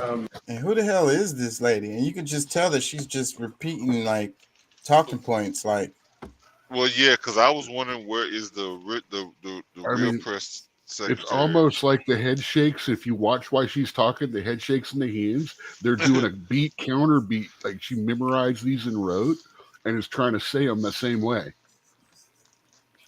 Yeah. Well, and it was all like on an exhalation too, like, oh, you're asking this and I have to answer it. I think this is what they told, and this is what they told me to say. So I'm going to say this and make sure it comes across properly. Saber, just think about the stress that woman is under. The regular press secretary, her always having to lie or put up with, say different things. Just dealing with all the crap that comes along with being the press secretary of Joe Biden. You know, the funny thing is, I actually like the blonde chick that 45 had. She was a smartass and ripped back. I mean, these other ones, they just seem a little nasty, Well, you see those Well, people or that just dumb. well, those job well, that you have job to is lie. hard. That job is so difficult. You see Oh yeah, how many they've gone through. They go through them. one mispronunciation of a word can actually cause an entire media outrage in a country to get mad. They keep going through them like crazy. Like I say, I don't even know who this lady is. It's my first time seeing her. Same here. She's part of the, I can't remember, they said something about her. She's part of the finance White House situation. Okay. So Yeah, she's not the president's. The other chick, or the other chick, is still the president's one. This is a non-presidential debrief or question and answer. But she's speaking for the White House. Yes. Yeah, but she's not the chief press secretary. She's a different title. Yeah, I figured she might work for the office of that in the office of the press secretary. She's working for one of the finance departments because she said, okay, you need to refer to the FDIC commissioner or branch for that particular information of how they're going to handle it. Yeah, wiggle, politician. Well, look, I want to remind y'all. I want to remind y'all that not long ago, something that. Well, do y'all remember when Biden shut down? He threatened all of the U.S. citizens that were working in China to help with this. It's the chips. It was some kind of, they were working on building chips or whatever, and he pretty much threatened them that if y'all, okay, either y'all want to lose your citizenship, or because if you want to stay in work in China or whatever, but if you do, you'd lose your citizenship. A bunch of them packed up and left China, came back home. So there's somewhat of a threat with the tech, the dealings between America and China on that end. And as far as Silicon Valley and that connection with China, I think that has a lot to do with the fall of. If China moves on Taiwan and takes Taiwan, 96% or 94% of the chip printing industry is China. It's toasted. So that's where they all come from. Let me read the caption. It says, at yesterday's White House press briefing, top White House economists, responded to the failure of Silicon Valley Bank. Fuel your success with Forbes. Gain unlimited access to premium journalism. Oh, they're just doing their ad. Let me play a little bit more of her. Come on. Which one? Directly on escaping me today. We got pros to talk about. But first, just to follow up on Mary's question, I think one thing that's different in the wake of 2008, despite everything that's been put in place in the wake of Dodd-Frank, is interest rate risk is at a level right now that perhaps banks haven't been dealing with for a very long time. Do you feel comfortable that the banking industry writ large is both cognizant of the risk and prepared for it in a different way than maybe SVB was? So what I would say is that our banking system understands these kinds of heightened risks, and that I have full faith and confidence in our regulators. Secretary Yellen has been in conversation with our regulators, with the Federal Reserve, with the Office of the Comptroller, so that they can be monitoring the situation. And they are very acutely aware of these risks. More than we are, and we have full faith and confidence that they will be tracking. They have better tools than they had in 2008, and the banking. She basically keeps saying the same thing over and over, like a broken record. We got full faith. We got It's got to be hard to be the press secretary for Biden and Kamala for this administration. I almost would rather be his than hers. all right. Let me see. I say I'd almost rather be his press secretary than hers. So this is another one that y'all sent me. It says Silicon Valley Bank tries to prevent bank run after shocking collapse. And I mentioned in the other show how, like, back in the days when we had the Great Depression and everybody went to the banks to get their money, and the banks was like, we don't have that money. Well, see, they're only required by law to have like 20% or 10 or 20% of cash invested available on hand. So if they've got $1 million, they only have to have like 100,000, 200,000 on hand. But so if you get a big bank run, especially one with that much in there, but see, that can wipe out your cash supply quick. But listen, that's not the Shouldn't problem. even be, because they could just do it on the computer. That's why it's a freaking ripoff. I saw a post just today, Dr. Boyce Watkins. That's funds available. It's they don't store every bit of those digits. A bank takes your money, makes investments with it, and then takes the interest off of that. Mm-hmm. And that's, like I said, even if it's a digital run, that's still a run. If you're pulling it out digitally, that's the same as going to the bank and going, I want my cash now. Because if they don't have those available right there, they only have to have 20% of that available because they're busy one moment. Because they're busy flipping. They don't even have that. They don't even have that. How do you think banks make money? They make money on flipping interest. They make money on loans. And it's not a bad and evil thing until it's allowed to be, or until it's not regulated.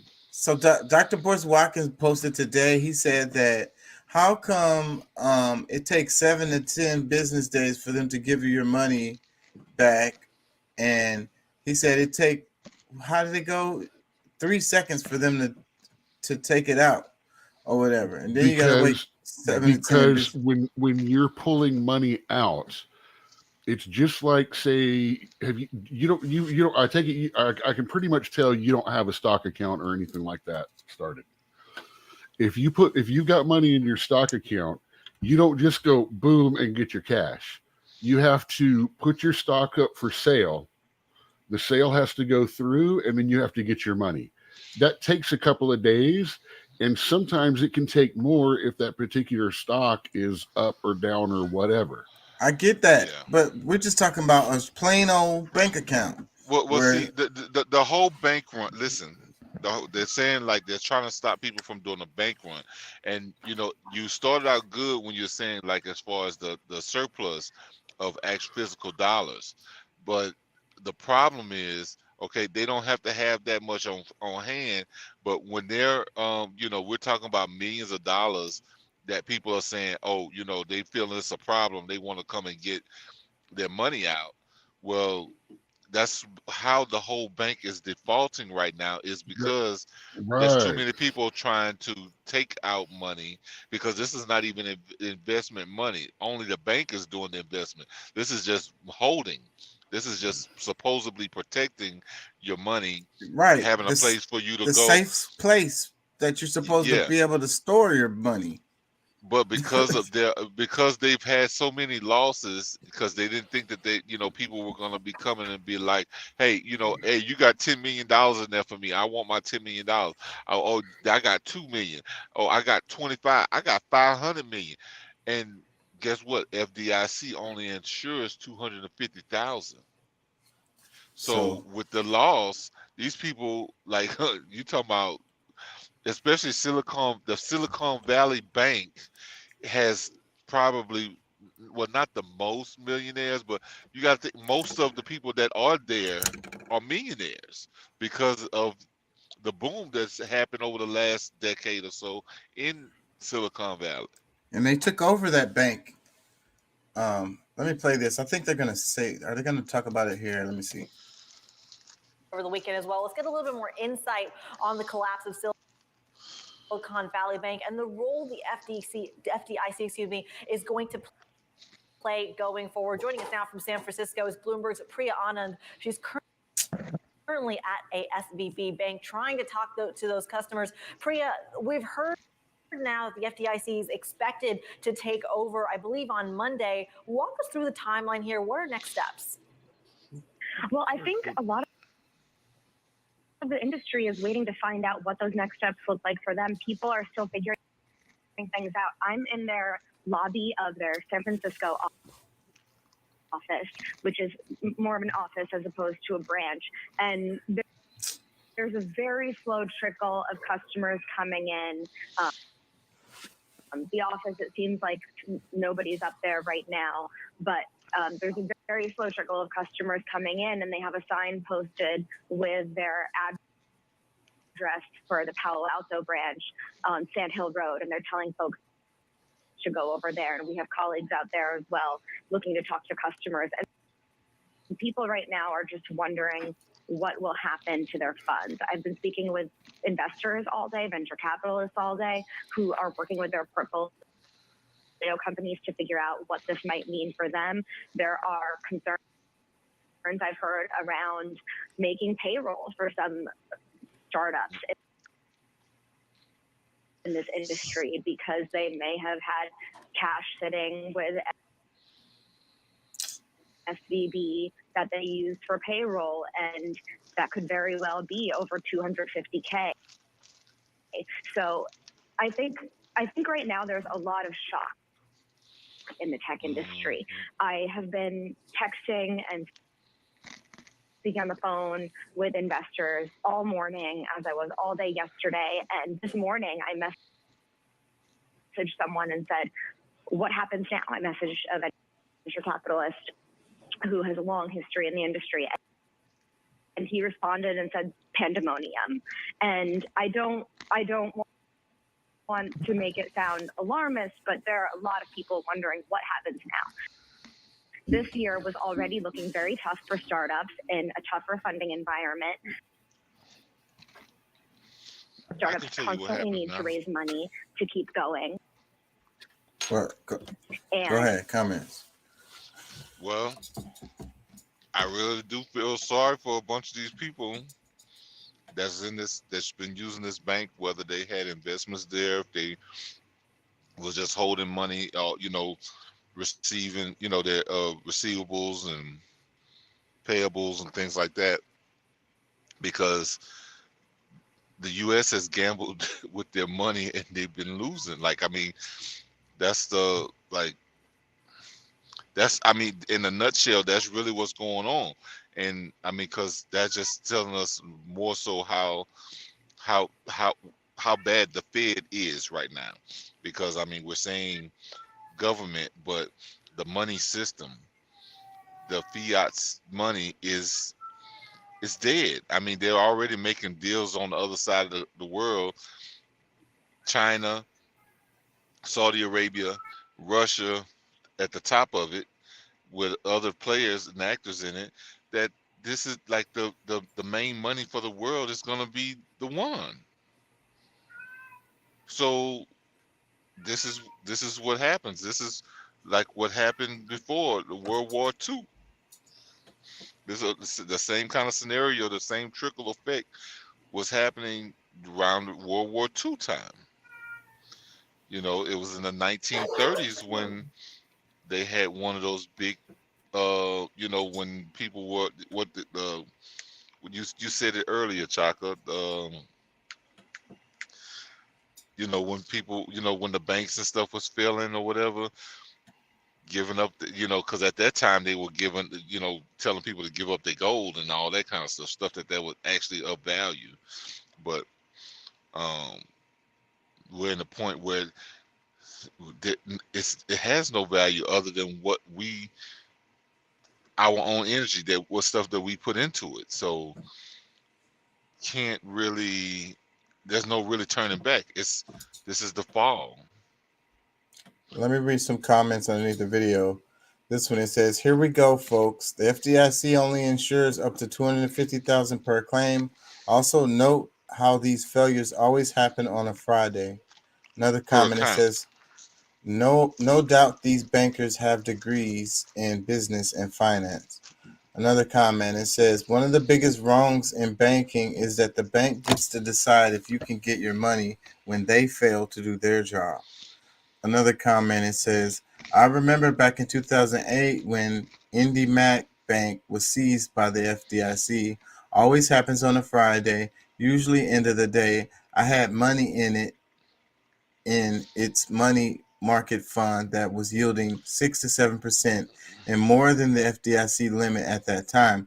I went to my branch the following Monday and waited in line with the others to get a cashier's check for the FDIC insured amount plus half of the overage. I was given a coupon showing the remaining balance that will be paid should sufficient assets exist after the sale of the bank. It took almost 2 years for a buyer to come along. Of course, there were no further assets. Lessons learned. Never keep more in a bank than the FDIC insured amount, and use multiple banks if needed, regardless of the hassle. Guaranteed And, financial security no longer exists." and accounts. But at the same time, y'all need to read y'all the what's that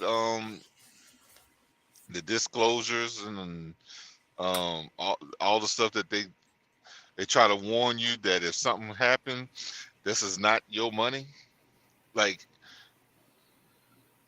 I mean, shoot, what else we gonna? I mean, you can try to put a bunch of cash in a shoebox, but at some point when it's still not worth it, it doesn't matter where you put it, in a bank, in your in your mattress or whatever.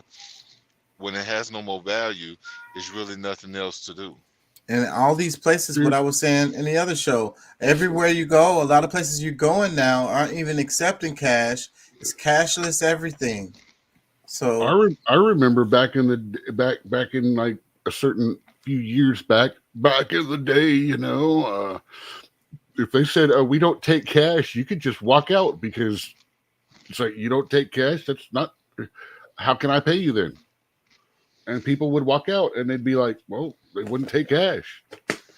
You leave it on the table and just walk out." I think the military or the cops or somebody gonna show up if you try to do that today. Yeah.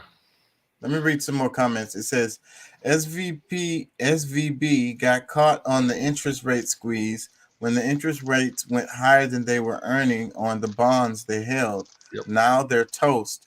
I feel for all the individuals and business that have lost their money. Those that got out early may have escaped with their money. Those that waited, gone. I wondered how many businesses have lost their working capital that was just deposited there and will now go under. And I saw a post. Let me see if I have it. I think it's on Instagram. A congressperson pulled his money out the day before this happened. Let me see. Do I have this?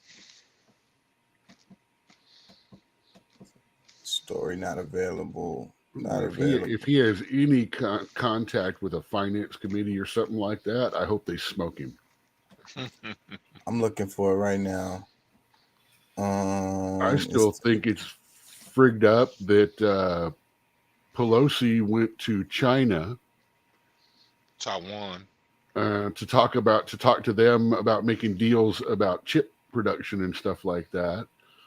And while she was over there, her husband bought a huge chunk of NVIDIA stock, which makes they're half and half with AMD in pretty much being the video card producers. I remember I shared videos of y'all or with y'all but she had her son there with her too.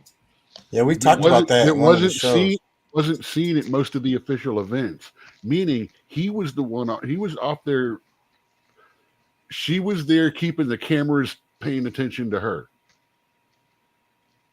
Yeah, she was trying to hide that her son was there with her. Exactly.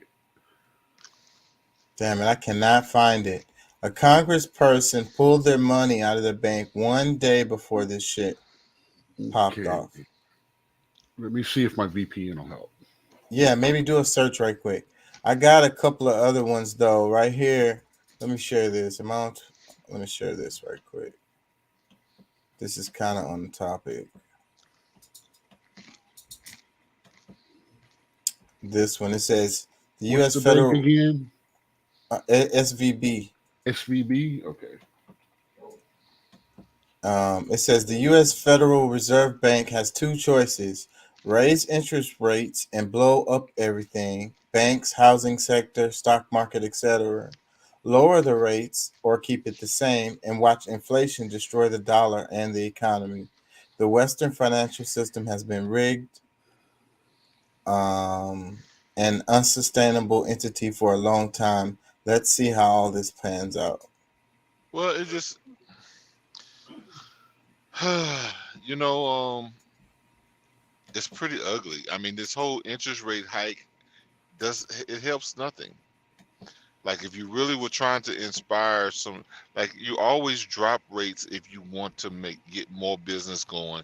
Like that's why the tax rate when it is dropped, there's always more business that happens, and that's because it's more affordable for people to do business. Like the more they raise the interest rates, what they're not discussing taxes, but I mean they don't really need to. Everything else is so excited already. Is like I said earlier, this is the end of the Fed, because I mean, like I said, I mean they'll still have some centralized banking somehow, because of course there's going to be people that's going to support it, but we really like this. That's one of the reasons why the cryptocurrency and market has been around and getting stronger. People making investments in things like gold and silver because they knew what's happening to this dollar.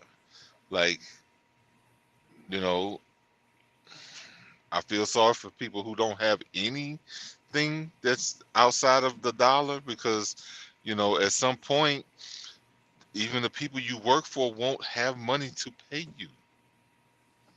Like, I mean, you can work, you know what I'm saying? But when there's nothing to supply that currency, that flow, it's over. Let me play this, Tucker. No autonomy. They control you. So the drama in the banking sector, the collapse of Silicon Valley Bank, has a lot of Americans concerned about how to protect their money. And of course, politicians are using that concern to their advantage as always. Several states are now trying to centralize currency with a so-called central bank digital currency, which is, by the way, not currency at all. It's software.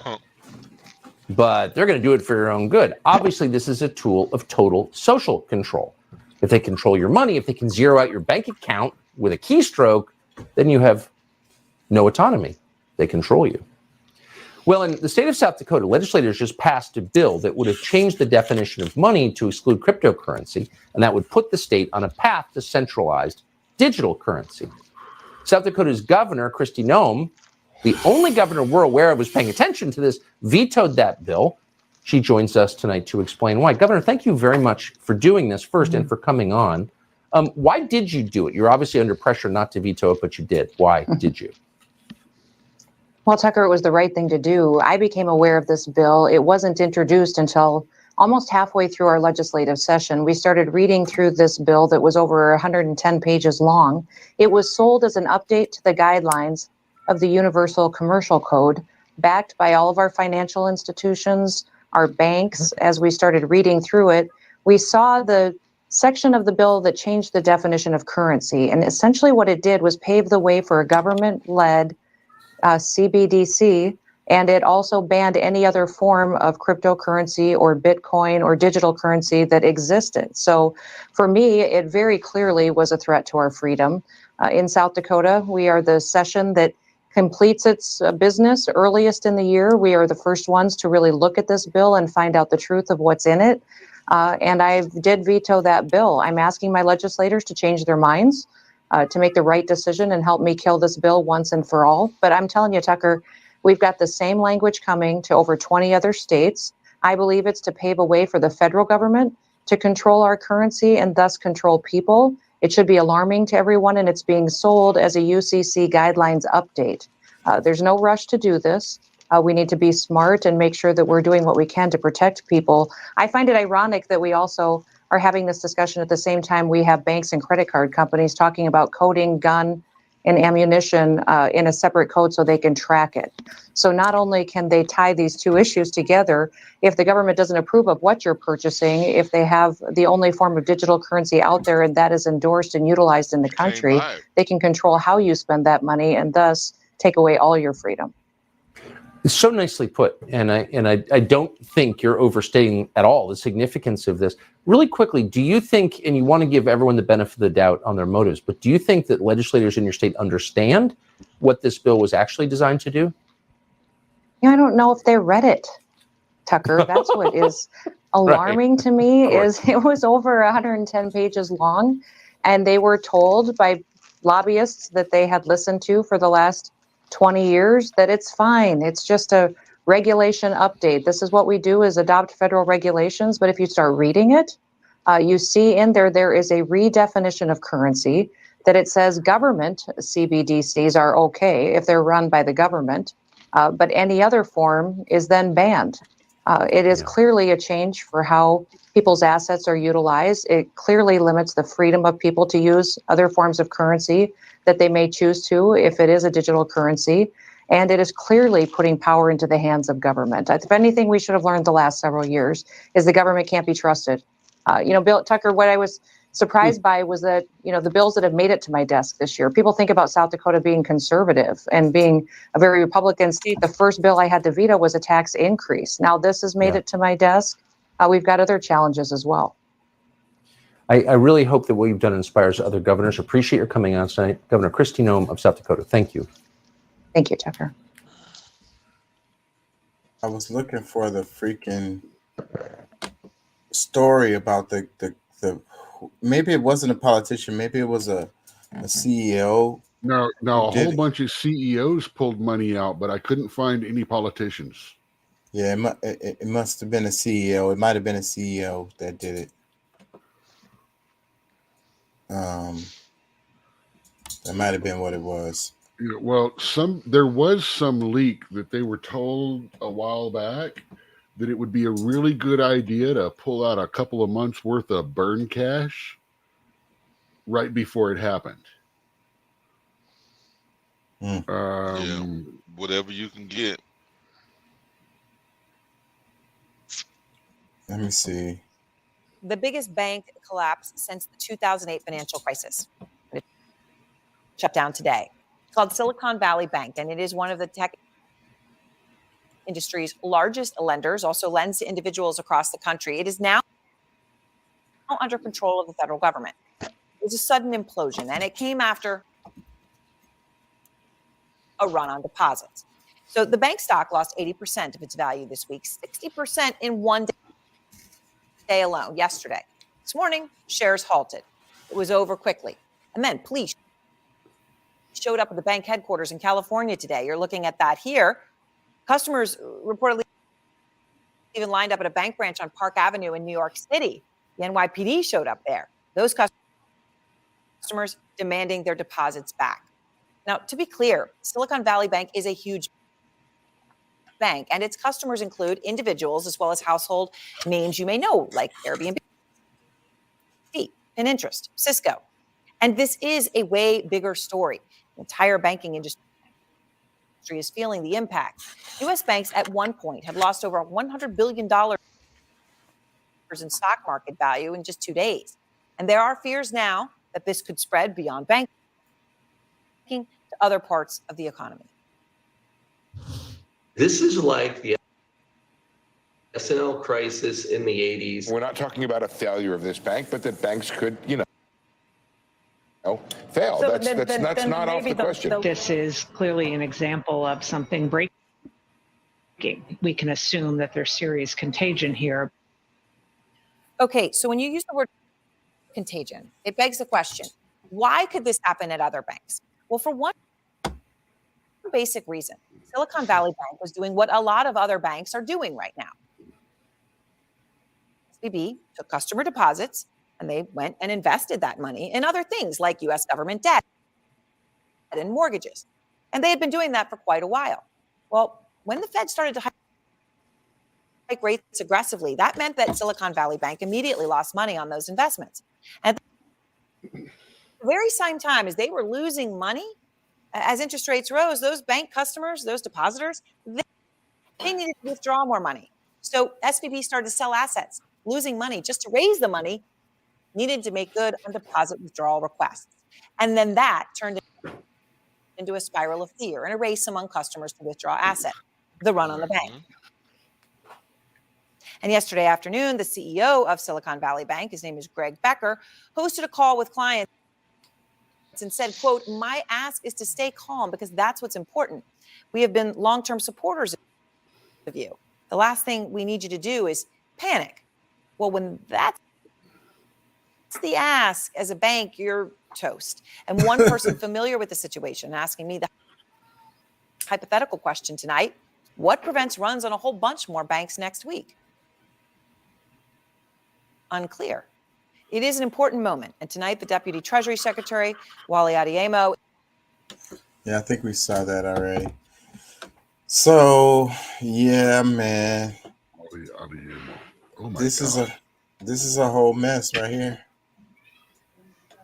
I'm more worried that this is going to be one of those little red false flags, and because of this, people are going to be losing confidence in smaller banks and trying to pull money out of them, even though they're not like this. Right. Because it's the small banks that this is going to kill. Yeah. So the good suffer with the bad. And threat level red is what I think about, because we just came out of the pandemic, right? And they pushed through all of these totalitarian type of measures that are still in place, even though it seems like COVID is over. This is our next threat level red right here. Everyone's scared, so then it gives them the opportunity to push through some more of this globalist agenda type stuff, new world order type stuff. That's what I hear, or whatever. That's the vibe I feel. Like say, bro, they playing chess, not checkers, because right. I mean, you create a crisis and they're give playing them the that solution. 3D chess like on Star Trek back in the day, while we're just thinking it's chess. That tri-level chess. Yeah, well, you can call it what's that game with the battleships? Battleship. Okay. You sank my battleship. Yeah. You said, yeah. It's they making moves like that right now, like Yeah, but see, they have the ability to move their ships, and we don't. Exactly, but the thing is they're in a position where money doesn't matter to them. Like, they can claim to be this rich and that and blah blah blah, but they're in control of resources. Vizio is one of the biggest companies hit here. They're losing almost $500 million. They're losing almost a third of their money was in this bank. Of 1.47 in assets, it's like $490 million is lost in this. It's like Vizio TVs and stuff like that. That's what I was saying in the beginning. It's like the hit on this bank is huge, because pretty much everybody in that bank is a millionaire. Yeah, whether it's personal money these or guys business got money. together to make this bank because they wanted a bank that served people like them, startups, new tech people in the tech field, things like this. This was what should have been the beginning of a badass credit union for anyone that wants to open a tech business. Yeah, but the insurance is still only goes so far, bro. $250,000. It sounds like a setup to me. Well, there's hedge funds and stuff like that that are sounds offering like 60 to 80% on the dollar for the people. I've got a thing on Yahoo Finance I pulled up. This Bill Ackman guy says they are making a big mistake doing this. Yeah, well, this is reminding me of Enron, because like there was like Hey, we're from Enron City. We're proud that Enron has become a verb, as in someone just Enroned that bank. Damn. Well, I mean, but I mean, because it's all because you got to think about it. There's a lot of false numbers going on right now in the market, just so that people keeps their trust in what's going on. Like, I mean, like if you know the way you talking about, like as far as the scams, like the biggest scam is coming out of the government with the regulations and you know, like they're tightening down on different areas. And you got to remember, like when all this stuff came about, when Obama was, you know, they saved all the banks, and then they came out all the bank after that the banks had all these new regulations. It was because they knew it was going to come around to this before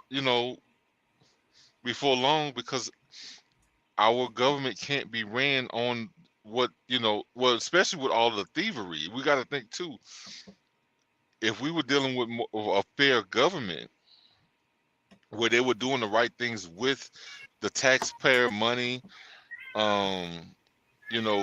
these budgets that we come up with, instead of trying to have these these big ass plans that never ever happen, but you're getting more and more money every year to do nothing, and it creates the deficit.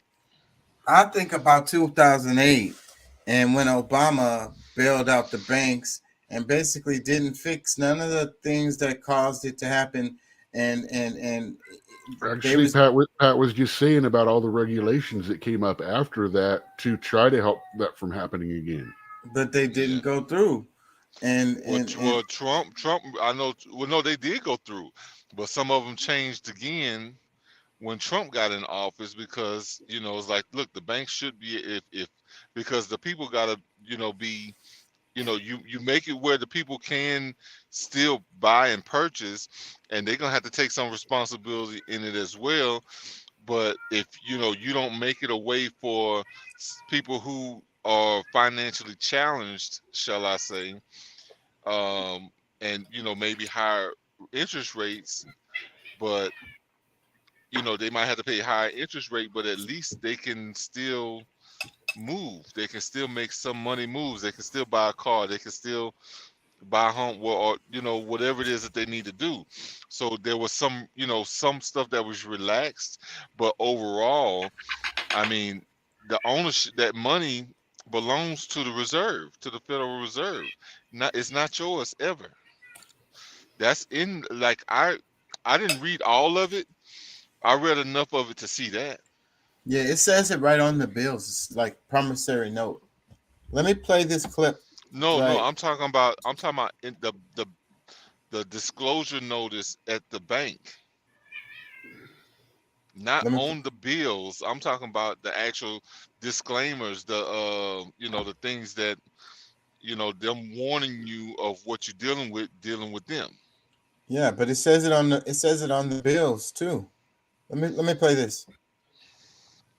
U.S. government, the U.S. Treasury could now print money. They just did this. So things were fine. They fixed the economy. Inflation went through the roof. There's a dollar sign on it. They're pumping money into the system. We'll give the banks all the money they want so you won't crash. So 2008, that's when everybody was pumping this baby up more. So after 2008, they just kept pumping, and it's getting worse. So now we have the stock market all-time high. Real estate, you can't afford to live. They say there's no inflation, but have you seen the price of food, real estate, student loans, medical? Now what's going to happen, the baby boomers, my generation, are going to start to retire. There's no money there. Social Security is broke, pensions broke, students are broke. They're screwing everybody with debt. Let me ask you a question. Do you have to be an economist to say what's going to happen? God, this is like heroin. 1917. You don't have to be. You don't have to go to 16 years of law school to get this. Bro, you can have a GED. All you got to do is just have enough sensibility to read what's happening around you. Basic math, if you've got the patience to figure it out. Man. Well, it's been too many signs over the years that we saw is coming to this, and then when people we've got a recession coming. It is coming. Well, hold on to your ball sack. I know you're but, doing good because you're in transportation. Well, yeah, no, you'll be okay in a recession. Okay, I'm gonna be okay no matter what. But it's me and just Chaka might start getting hungry. Yeah, if people decide to stop going out to eat. Discretionary funds are the first thing that gets cut in a recession. But listen, when there's Republicans for the last I don't know how many years, like fussing at everybody, okay, don't vote for me, don't what to do. But this is what we need to be focusing on, and people get mad because y'all just don't want to see, like everybody's got a hard on or like upset with. Just don't like Democrats just for the hell of it. No, the policies, like, because we like y'all. What I'm saying? I'm caught in the middle because I'm both. So we like Democrats because of what it's supposed to stand for, but y'all not making y'all people do the right thing. Everything has just been okay. For years it's just like, it's gonna get better. No, you gotta make it better. You gotta make strategic moves that's gonna allow things to move in a different direction than what it's going in. And dude, there's a song in the 80s, and it is or early 90s. I can't remember what it is, and a lot of people consider it an iconic song that explains all of Generation X. It's called "Waiting on the World to Change." Sure. I know you guys both know that song. I'm just waiting on That is the worst song ever. That inspired an entire generation. I love that song. Fuck it. I'm going to just wait till you just argued against it. It says, I'm just going to wait till it gets better. No, I'm not going to worry about it till then. No, I like the song itself, but it doesn't. It's like Pumped Up Kicks. It's a catchy tune, but when you listen to it, it is pumped up. I totally agree with you on. Because it's stupid, but at the same time, it's a great song. But however, you can't expect. And that's one of the foolish things, like by us, because when I was in junior high and high school. We learned about government. We took what was it called? Civics. We had civics classes when I was in junior high school. You know what I'm saying? Half a year like early in high school, and then half a year toward the end of high school. Yeah, but what I'm saying is a lot of those things has just totally, like, people that came after us, the millennials, definitely like took it on full force. I think some people understood. Maybe a bunch of people didn't even understand it even then in school when we were learning about it, and the types of different types of governments, this, that, and the third. But they don't get that, like. If none of the stuff matters, then what the hell we paying them to make moves for us down, in downtown or at the Capitol or wherever. Like if it's nothing for us to worry about, then why we? You know what I'm saying? I don't know. It just didn't. It's a mind fuck. Let's move into this. CNN actually did a good segment right here. Okay, what's this about? They asked Dr. Fauci about the lab leak thing, and was like, "What do you think about the lab leak thing?" What do you think about Fauci is slowly beginning to become a hands-off guy? or a hands-on. They're allowed to talk to him now. Yeah. You can't Well, question. You can't question the doctor. Well, he's not in the official position no more. That's why. He Lost presidential or government protection. Yeah, well, he doesn't have. He's not this whatever the position was, secretary, whatever. He retired, whatever the hell it was.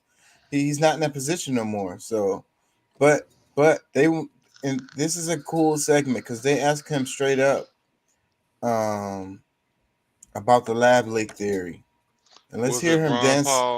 Rand Paul. No, this is a reporter from CNN who's going to ask him straight up. Oh, okay. This guy is about 3 years ago, like Michael Jackson channeling Prince. Check it. 3 years ago today, the World Health Organization declared COVID-19 a pandemic. There is still no consensus on the origins of the virus that has killed nearly 7 million people worldwide, including more than 1 million Americans. The question is back in the spotlight in Washington. The House yesterday unanimously approved a bill to declassify U.S. intelligence information on the origins of the coronavirus. The Senate passed it earlier, and the legislation now goes to President Biden's desk. It is not clear yet whether or not he will sign it. The president told reporters yesterday that he hasn't made that decision yet. A theory that the virus may have escaped from a lab in China has been a heated issue of this debate since early on in the pandemic. U.S. intelligence agencies are split on that. And joining us now to talk about this is Dr. Anthony Fauci. He served as President Biden's.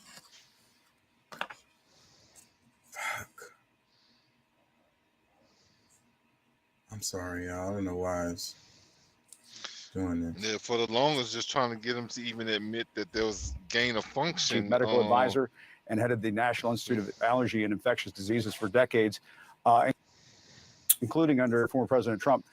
Dr. Fauci, good to see you as always. Thanks so much for being with us. President Biden, I guess you probably heard, said he hasn't decided whether he will sign this legislation. You were once his chief medical advisor. Would you advise him to do it? Well, Jim, I don't want to be advising him when I'm not in that position right now. I'm sure he's going to make the right decision. One thing we can say, we'd like to learn as much as we possibly can about information that hopefully will be available. You know, there's this two sides. You know, one group says it more likely is one or the other. I must say that we all must keep an open mind, Jim, about this, for sure, because nothing has been definitively proven. The thing that's important is that if you look at the available data, not just surmising or tweeting or guessing, but just look at the data, a fairly large group of very well-respected evolutionary virologists have examined epidemiological, virological, geospatial data from Wuhan and have come to the conclusion, not definitively by any means, but feeling that it is much more likely that it is a natural occurrence from an animal to a human. However, since it hasn't been definitively proven, we've got to keep a completely open mind. That being the case, we want to know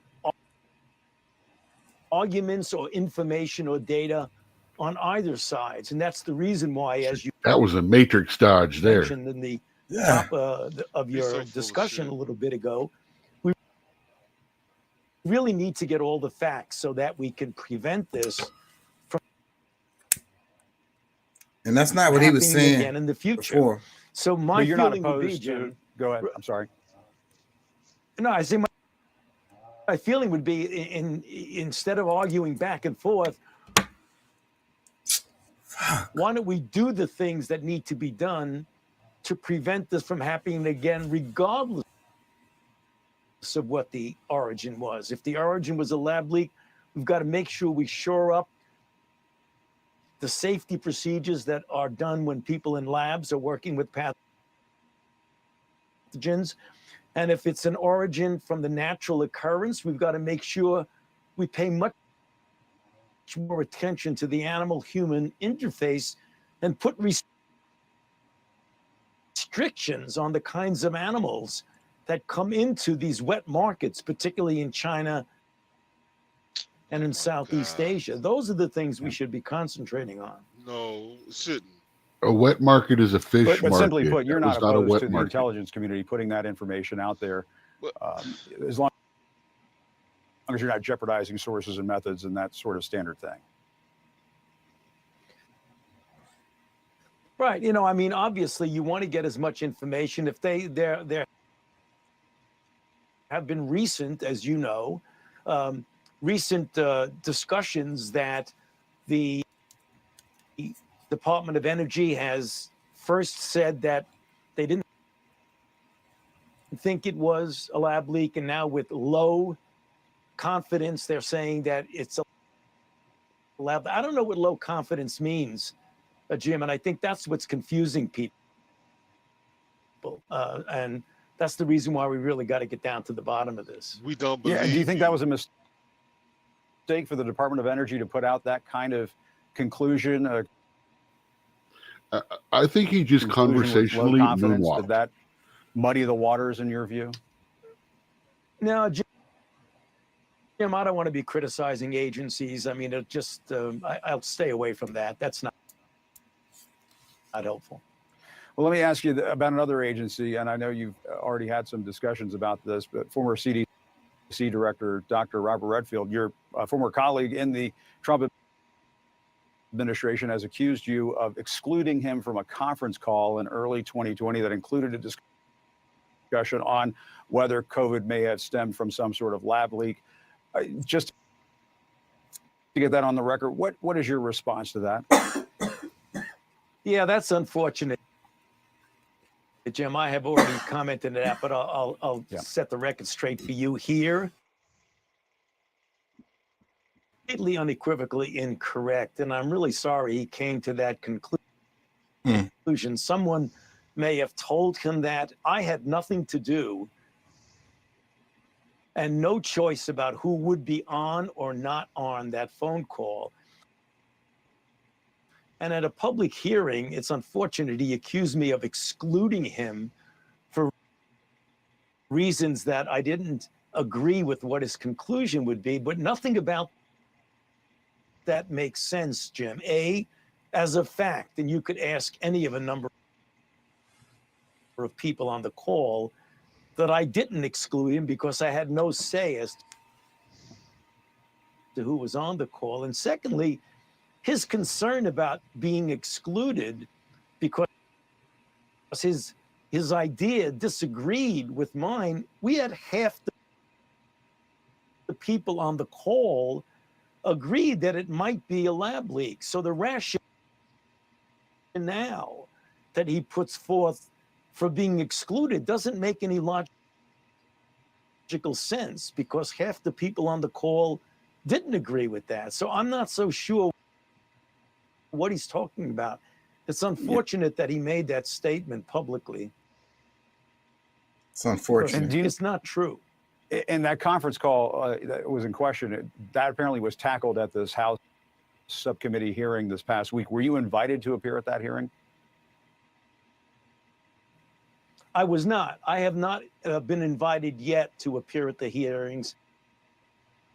I suspect that I will be. I think it would be a good idea to hear from all sides, but I have not yet been invited to appear before a congressional hearing recently. I've done many before, but with this particular topic, I have not. And I know you've supported the theory, we were just talking about this, that the virus came from natural causes instead of a lab leak. You've said you're open to the evidence wherever it goes.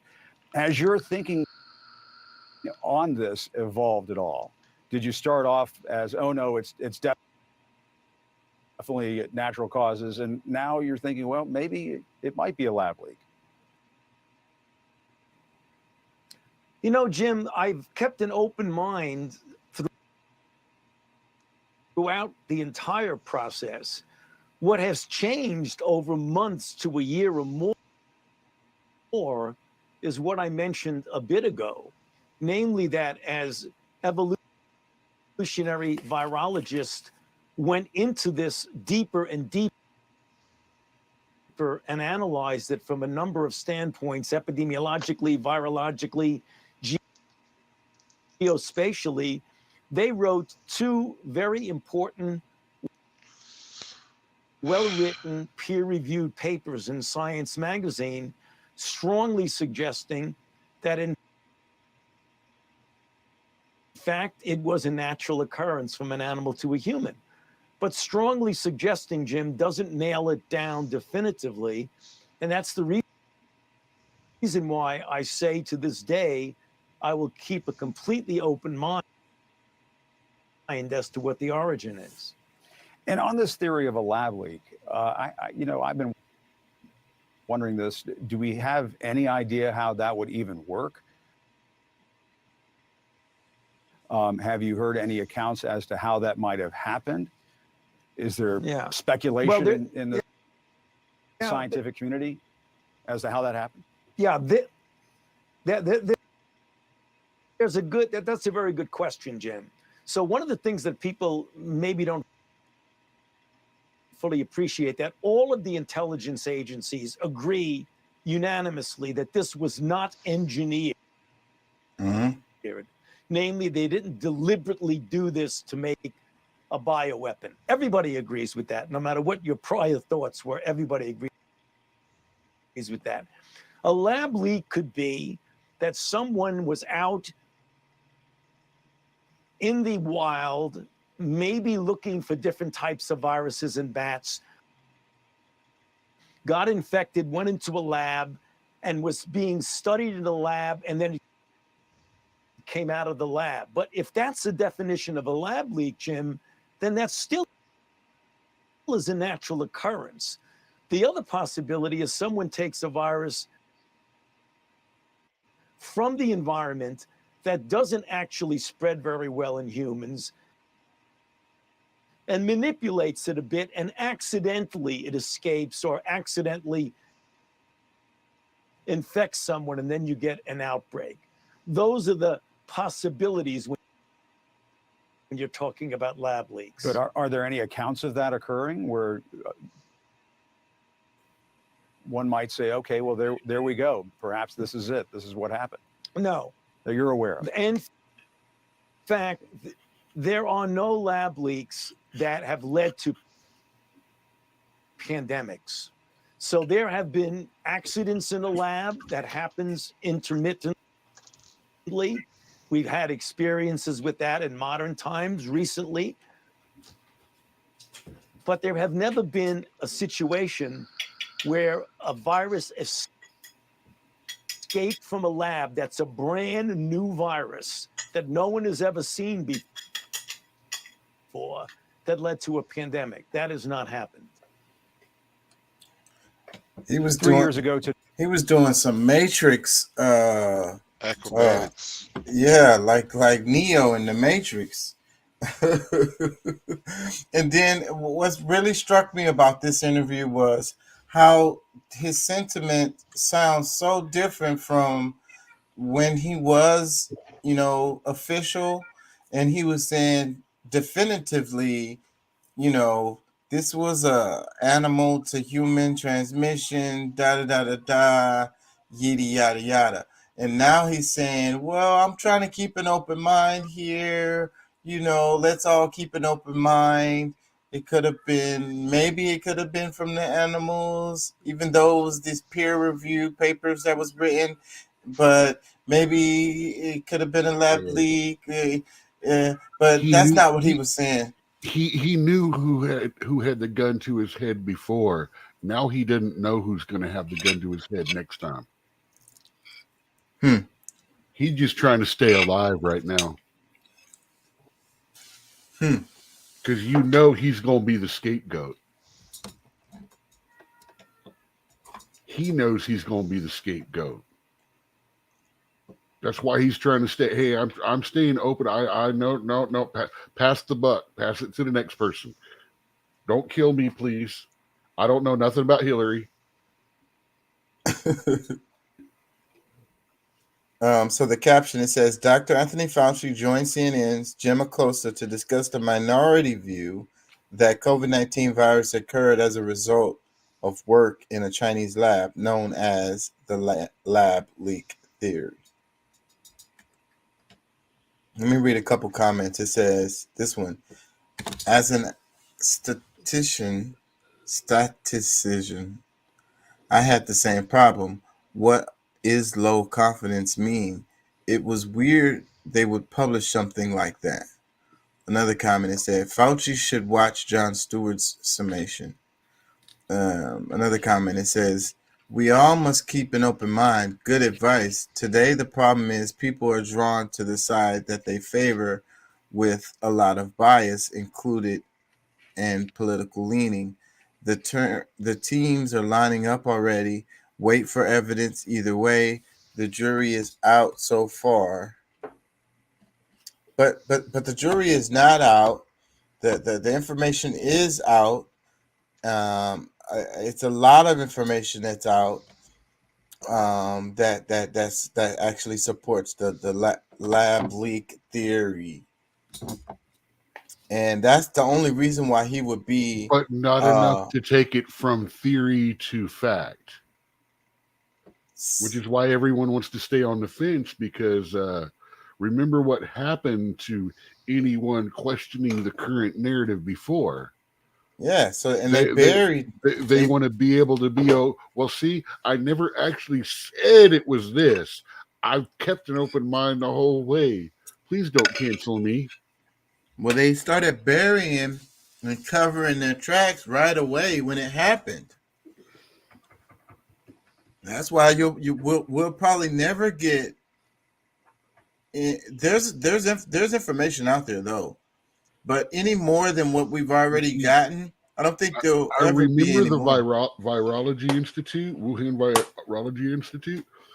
I remember a report that I can't find anymore coming out about how right after the leak happened, they like completely updated or did some major updates to their internal air systems.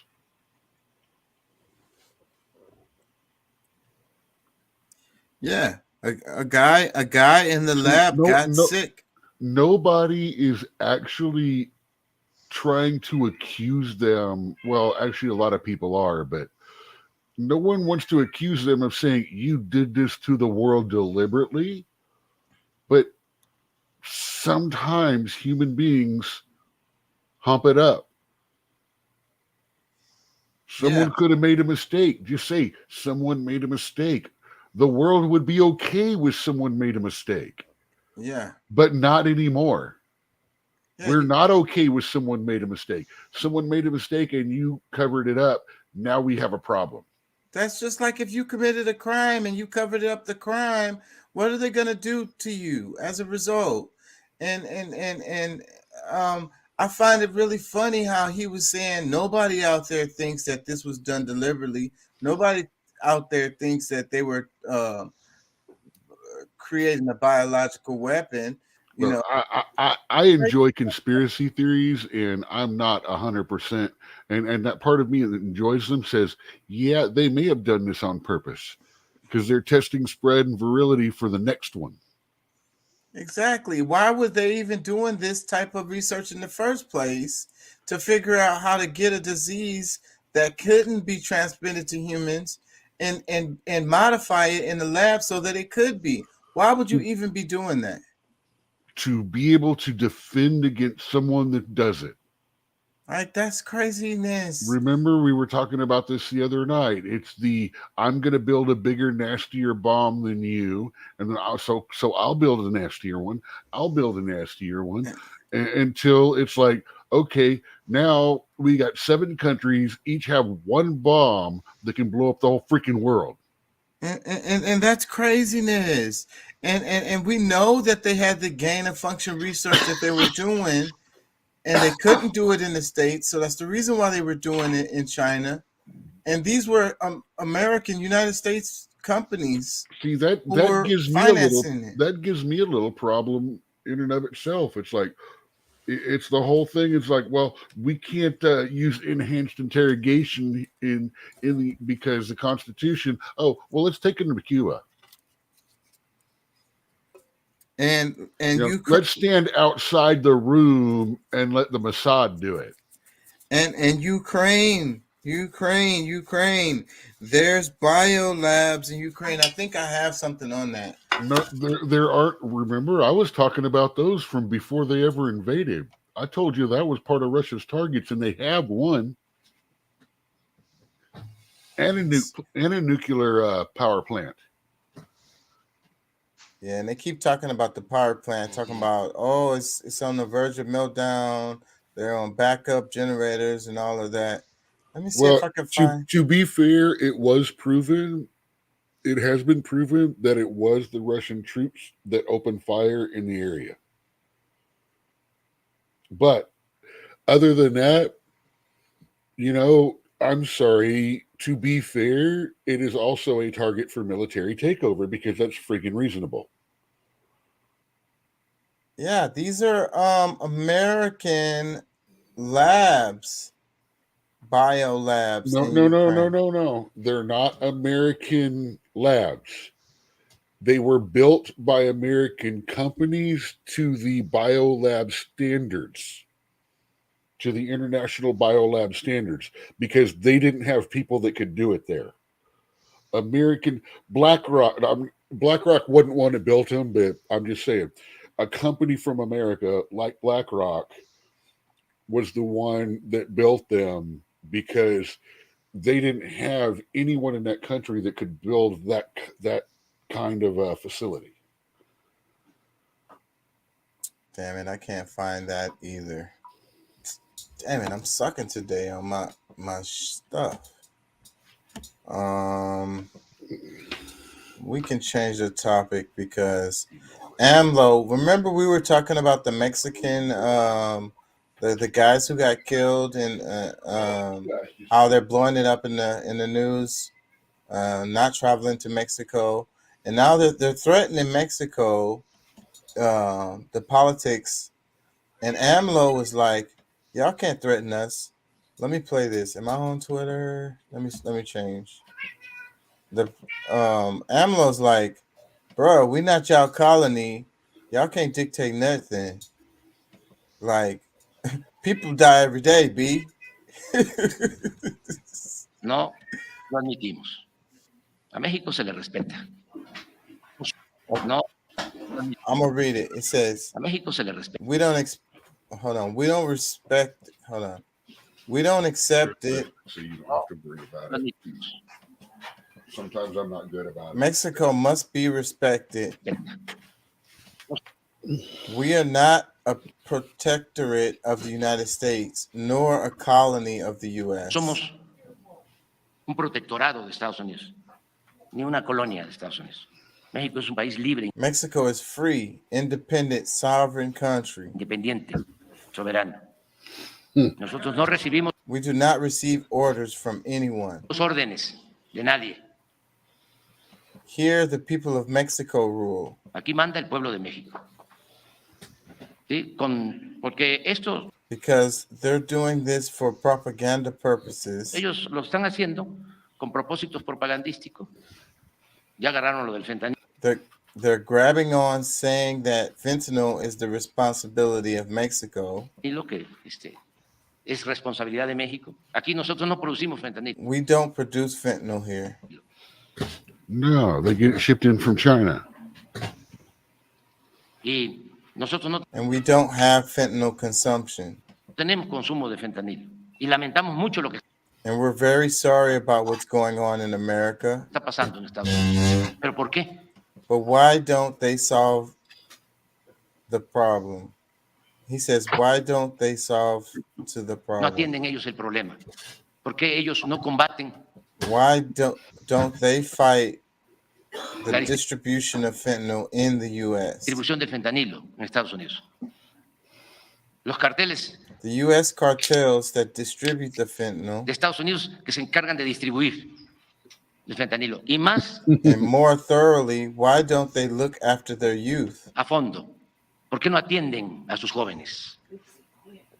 Lo cambian Either they change the way they're treating Mexico, su trato hacia México o or desde starting hoy today, comenzamos con we una start an campaña information informativa en Estados campaign in Unidos the United States para que todos los mexicanos, so that all Mexicans, our countrymen, nuestros paisanos, sepan know about the treachery, this de esta aggression alevosía, de esta agresión de los republicanos by the Republicans against Mexico. a México. Y And if they keep up with that attitude, si continúan con esa actitud, vamos a estar we're going to be insisting that not a single Mexican or Hispanic vote insistiendo de que ni un voto de mexicanos, de hispanos, of those who love their homeland, as per the lyric by Ruben Blades, de los que quieren su patria, Ooh, recordando pull a aquello heartstring. de Blades, whoever doesn't love his homeland doesn't love his mother. de que el que no quiere a su patria, no quiere a su madre. Ni un Not a single vote to the Republicans. voto a los republicanos. This is an independent and sovereign people, and it Ese es was un pueblo costly. independiente, soberano, costó mucho. De allá donde están hablando, todo eso That land they're speaking from, all of that was Mexico's. era de México. Que no se Don't olvide. forget. So this is his response to, because there've been a lot of politics. The politicians are all talking because of the thing that happened with the kidnappers and then the cartel giving the note, the stuff we were talking about yesterday. This is his response, because even Biden did a speech about it, saying, you know, they want to hold Mexico accountable. And what AMLO is talking about, because the Republicans are the ones that screaming this stuff about, you know, we need to force Mexico to do this and force Mexico to do that. It's the fentanyl problem that's really the Republicans and the immigration or the caravan crap that everything is the Republicans are after. And no offense, but the cartels who actually kind of run Mexico more than the politicians do, buy the fentanyl in bulk from China and ship it up through to us and then distribute it using the gangs, which over the last 20, 30 years have taken over and, you know, are being used as a distribution point. I mean, like you said, there are cartel leaders living in the woodlands.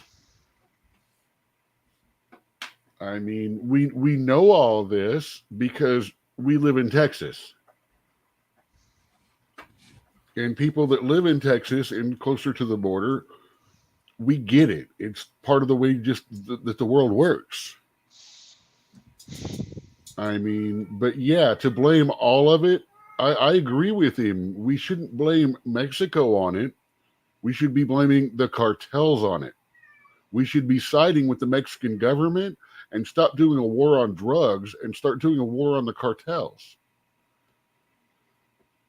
Because that's what's going on. That's where the trafficking is coming from. That's where the rape trees are popping up on the border because of crap like that.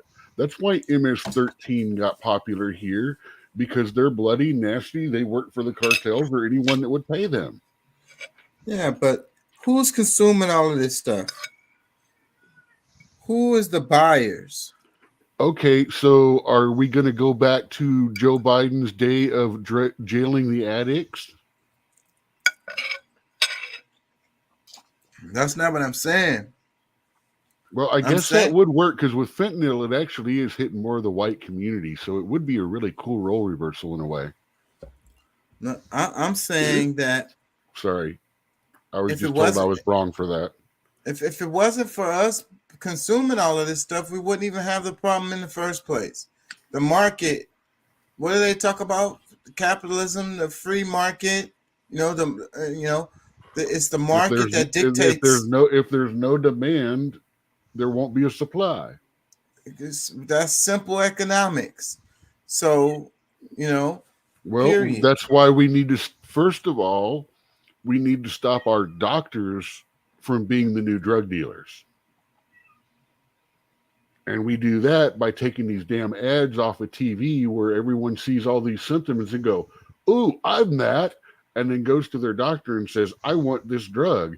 And the doctor goes, "Hey, they're going to pay me a couple $100 a month if I prescribe this." So they do, because they're paying $500,000 to $1 million a year in malpractice insurance just in case they make a mistake and someone decides that they want to sue them for $40 million. Vicious freaking cycle. So, okay, here is a clip that shows why he was saying what he's saying. Let me see.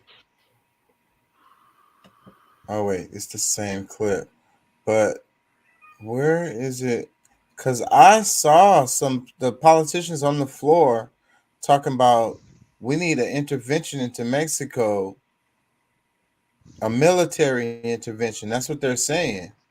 Well, see, can't find. Okay, that's why that's why I'm saying they want to make a move on the cartels. And you know who wants to make the move on the cartels? Everybody. Big pharma. Big pharma. Because these friggin' guys are cutting into their profits. It's I think it's a lot deeper than that, but well, military would like it too, BlackRock, because there's going to be a whole lot of supply support and stuff needed.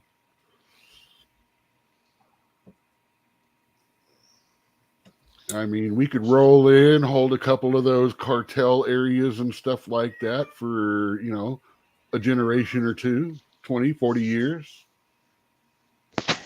Strip them, leave them bare, and then leave them in debt with a skeleton force so they can rebuild. I wonder if this is the clip where they talk about military intervention, because that's what they're saying. They're like, let's send the military over there and handle this, because they can't be kidnapping American citizens and da da da.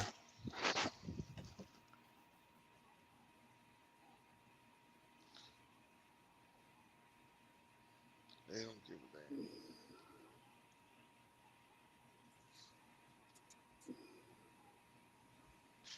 They don't give a monkey's foot care. As many immigrants have been coming across and dying, and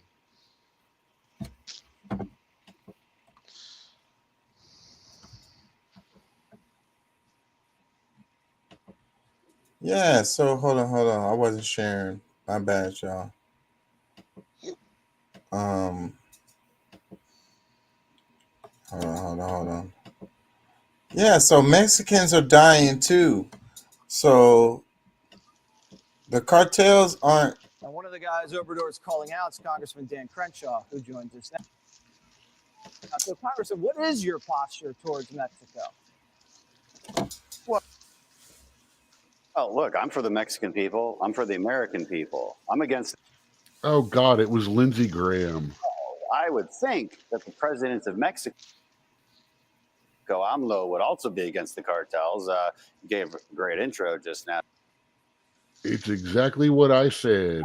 Cartels. Set the stage for using military force in Mexico to combat the drug cartels. What you say? It was Lindsey Graham. They don't who want. said it. They don't hear. Yeah. It's Independent Co. UK. I'm sending it to you. I don't. Oh wow! All these pages, not a Facebook opening. I've learned to stay off of Facebook while we're doing this because that's how Me too. That's how they hacked me. It freezes up my. I exit out right away because Facebook, for whatever reason, when it's open, when I have a Facebook tab open, it freezes up all the rest of my shit.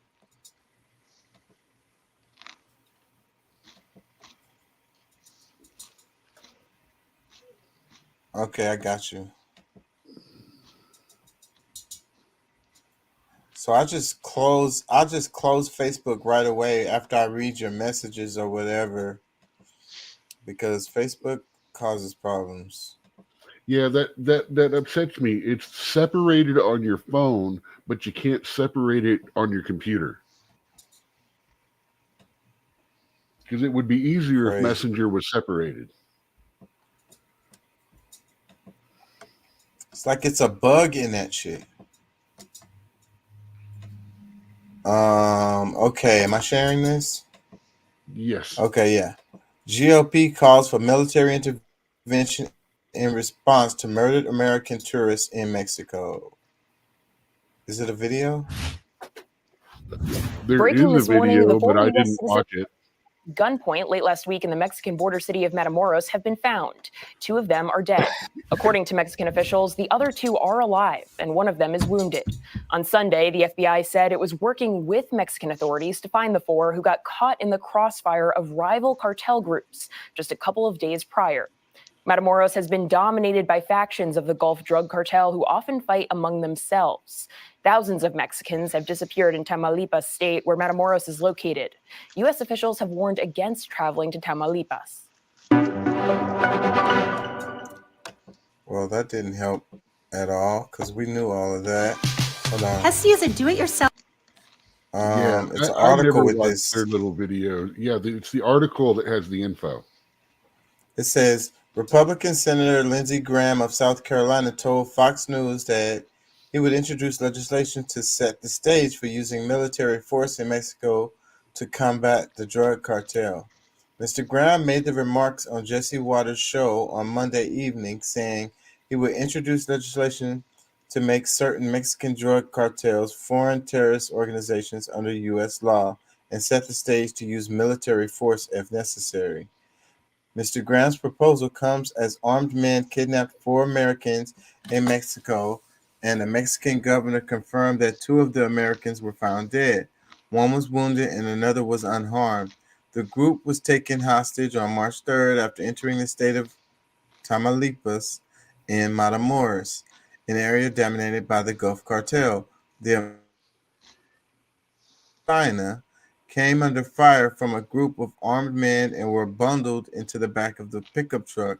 Cartel members reportedly confused the Americans for Haitian drug smugglers. That, like I was saying before, that part sounds what Pat was saying too. That sounds so freaking fishy. Like I said, they were profiled. That sounds fishy. Let me keep reading. It says, I would put Mexico on notice, Mr. Graham said. If you continue to give safe haven to drug dealers, then you are an enemy of the United States. Taking military action in Mexico will require an authorization of the use of military force in Congress, which would in turn need to pass both houses of Congress.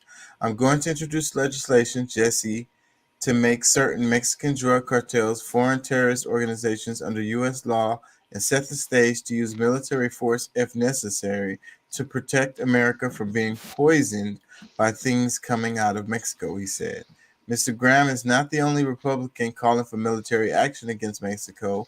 Representative Marjorie Taylor Greene said that the United States military should cross into Mexico and strategically strike the drug cartels, even though it is not yet clear who exactly kidnapped the 4 Americans. Our military should be stationed at our southern border, Ms. Green said. We should strategically strike and take out Mexican cartels, not the Mexican government or their people, but the Mexican cartels which control them all. They are international terrorists and criminals murdering Americans every day with drugs and crime.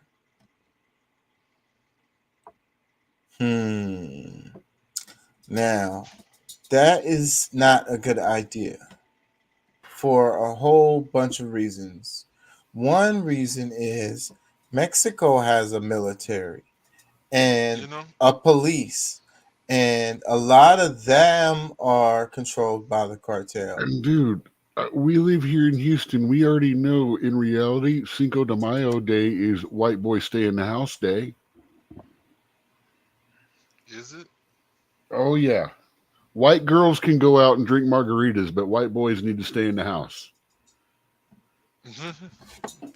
Well, I never heard that. It's who are you gonna attack and how are you gonna do it? You're gonna do drone strikes? Are you gonna put boots on the ground? No, it'll be drone strikes against fields and encampments. And how impactful is that really gonna be? Like, you know, it'll just be money going into the military industrial complex. They'll hit the ones that they get paid to hit, or the ones that they get pointed out by the cartels. While the good, it's like, these are the ones that are failing or not doing too good. Let's go ahead and here, you can have those, and we get our good ones. And we know that there's Just connections like, with like it was when we dropped Agent Orange, and we've already done this before. We dropped pesticides and herbicides and stuff like that, killing pot fields on the other side of the border way back in the day. And all it did was make the pot a hell of a lot better and a hell of a lot more easier to get across. So what I'm saying, thank you, America, for pushing the guys to make Sinsemilla, by the way. Yeah, like the meme I saw, it said the war on drugs. Drugs won. Dude, the war on drugs. 40 drugs plus won. years of the war on drugs. We can't keep them off the streets. We can't keep them out of the schools. We can't keep them out of the prisons. We can't keep them out of the politicians. And they got to know this tactic is not going to work. It's not going to have any real impact. So then what are they really trying to do? So then with me, it sounds like just money to the military industrial complex, more excuses to, I got a better idea. Why don't we do a war on profit? Why don't we have the government do a war on poverty? If they do a war on poverty, man, no one's going to be in poverty after about 2 generations, right? How about we do a war on like mental health? So people won't be wanting to abuse substances. Why don't we do a war on? Oh no, we do a war on mental health. That's not going to go well. Jobs on making sure because you got to realize what these people on the far right and left think is mentally healthy. Yeah, but the government does not need to be the ones that declares what is normal. And I don't disagree with you at all. I'm saying it in a logical way, as far as like actually trying to help. We've been talking all this. They want to do a war on guns. What do you think's going to happen? More guns. More guns in the hands of people that are willing to use them. Less guns in the hands of the passive people that would just like one by their side to feel confident or feel safer. And respectable people that'll use them right. Yeah, and it's gonna ignite people. It's gonna freaking, this could lead to a war. Like, how many people do they want to have a war with? They want to have a war with Mexico. They want to have a war with Russia. They want to have a war with China. Are we going to do all of this at the same time? No. They don't want to have a war. Remember what I said the other night. War hurts everybody. Fear of war makes billions of dollars. Clip that, put that on freaking loop, man, because that is what's going on. So Obama is saying what you were saying. Let's play this clip right here. It's short. Hold on. Am I sharing? Let me share this right quick to y'all. I'm gonna do a couple quick clips and we're probably gonna wrap it. My eyes starting to burn, and I can tell I'm losing Pat. Let me play this. That flood a country with enough raw sewage. You just have to raise enough questions, spread enough dirt, plant enough conspiracy theorizing that citizens no longer know what to believe. Once they lose trust in their leaders, in mainstream media, in political institutions, in each other, in the possibility of truth, the game's won. So the game is won already. Fourth generational warfare. I'm serious. I can tell you guys haven't really looked into it yet. I've been speaking about it since before I got the mic, before I actually got in the show and was just commenting on the sides. It's a thing, man. I'll find some of the clips of it being discussed years ago and put them back on the do it. Send it in the group chat or whatever, or send it in my Facebook Messenger, and we'll cover it next week. This one right here, France is still. I saw a post that said they've raised the age for retirement here in the United States, and it was just a blip, and nobody even paid attention to it. But they did the same thing, or tried to do the same thing in France, and the people are not having it. Yeah. It's the young folks that's like, wait a minute, I don't know what it was before. They're about to move ours up a little bit. That's what I was saying. Yeah. They're going to have to, because if they don't move it up by 2 or 3 years, it's a difference between whether the funds will last 20 years or 50. And then that's why they're attacking Social Security. So, because a lot of people don't have retirement, so these same people are going to... No, because we trust the government. Well, see, but that's the reason why they're changing the laws, the restrictions or whatever on retirement age, is because most people are dependent on Social Security to retire. Yeah. So that's why, they're trying to extend it, giving some more time. But at the same time, if you're not doing, like, it doesn't matter. Like, if you keep ruining the economy, I mean, that's what's going to happen to the people, and you want to rob from, because our if money. If you keep using the Social Security fund to do stuff like prove Bill Clinton got a blowjob or try to impeach the president, that's why the freaking fund is not going to cover stuff, because it's been used as a fund for everybody's pet little hate project. Yeah, and it's complicated because there's a lot of shit going on, because you got the baby boomers. All of the boomers, that was a huge generation, a lot of people. And we haven't been the same thing. The reason why they don't want people to have abortions now is because people aren't having as many kids. They need more taxpayers.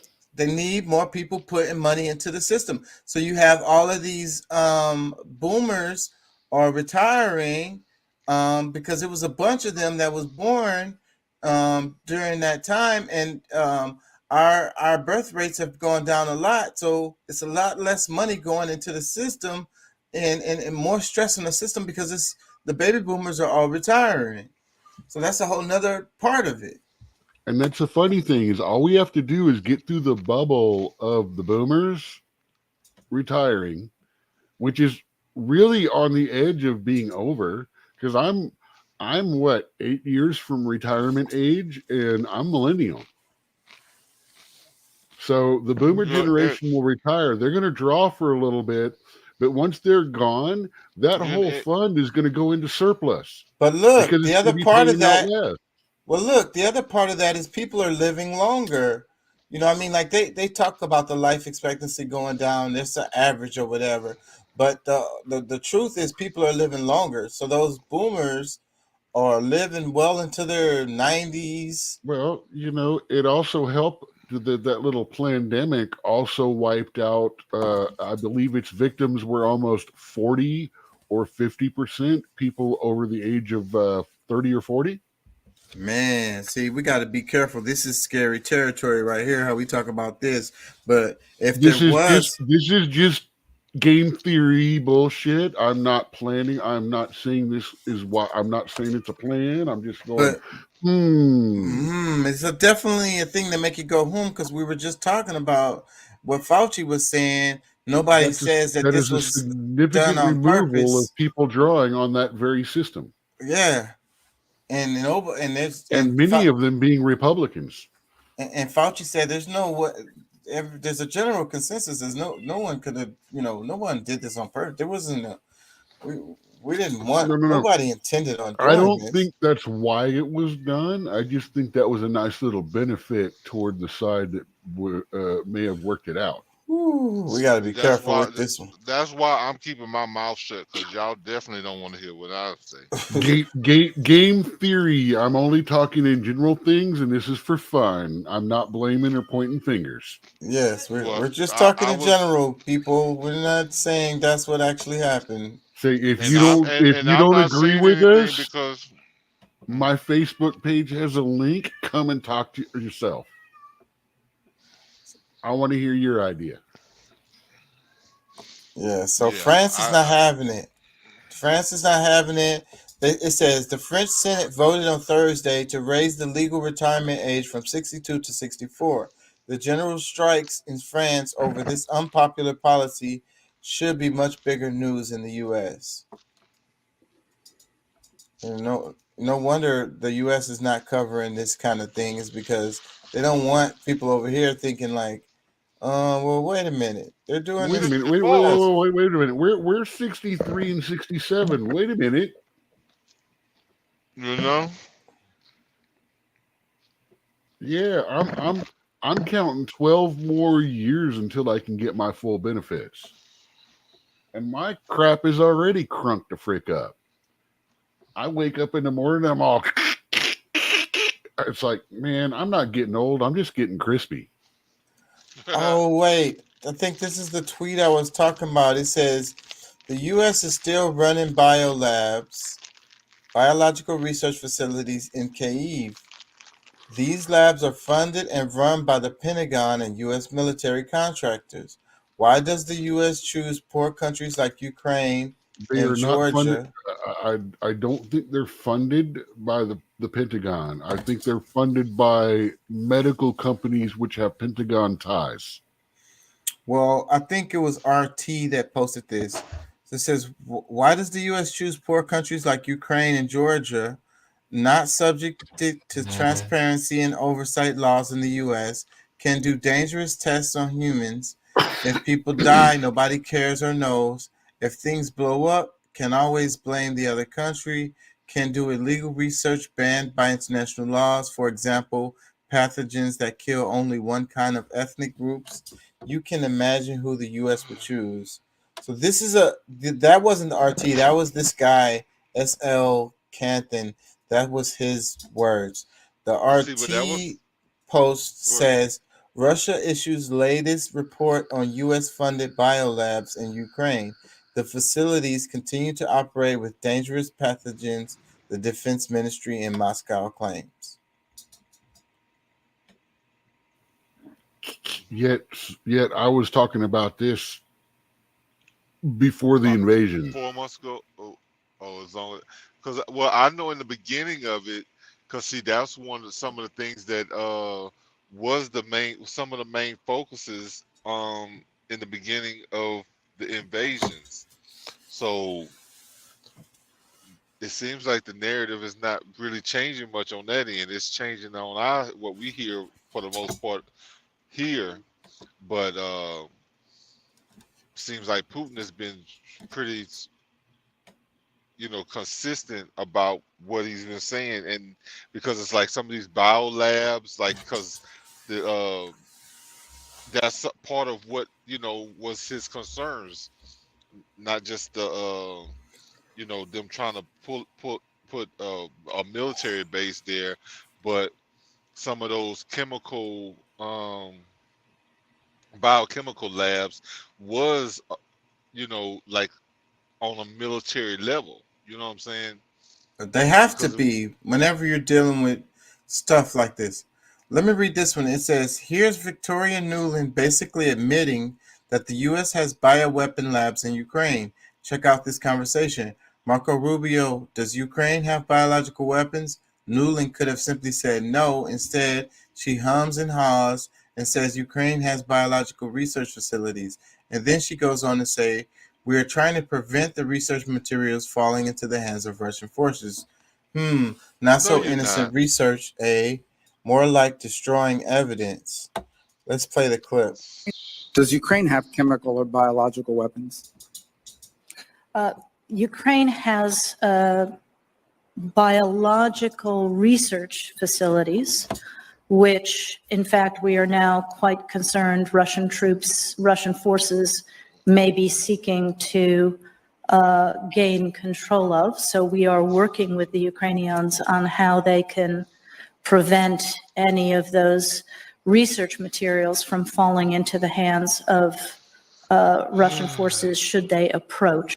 Does Ukraine have chemical or biological weapons?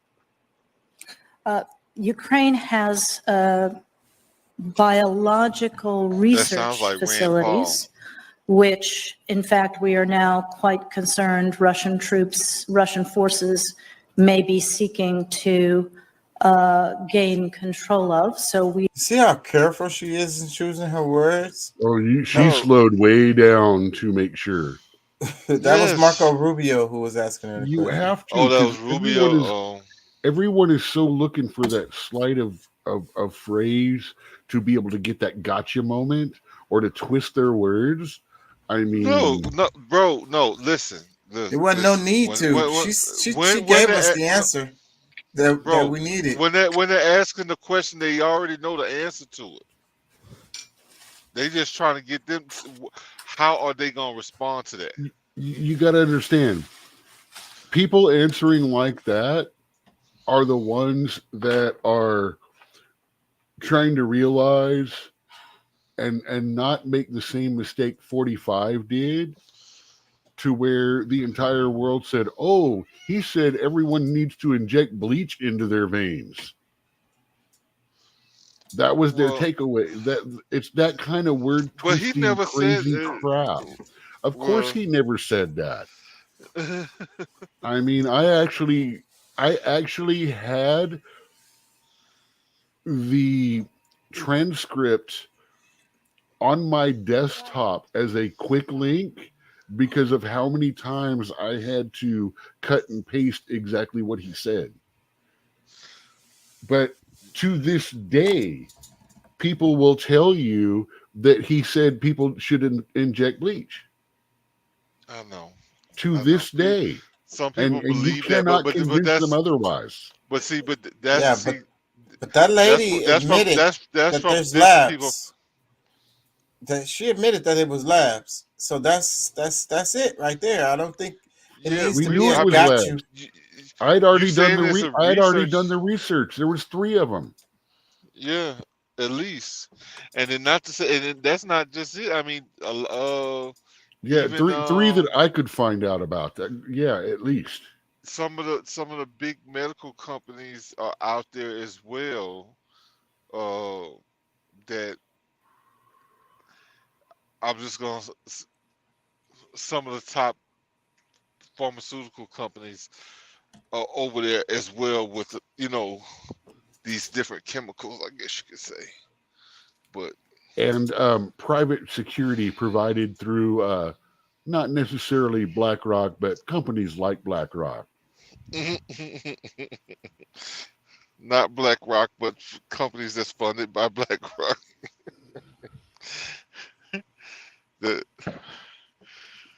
Well, they contract out to other subcontractors and stuff like that. I know. That's how Cousin Billy Bob and the Georgia militia ends up over there in the Ukraine on the front lines. All we're doing is driving some trucks, man. I don't know why people got a problem with it. Let me play this. I got 2 clips I want to play. This one is I don't know which one I want to do first. Let's do the Tucker one. It's over.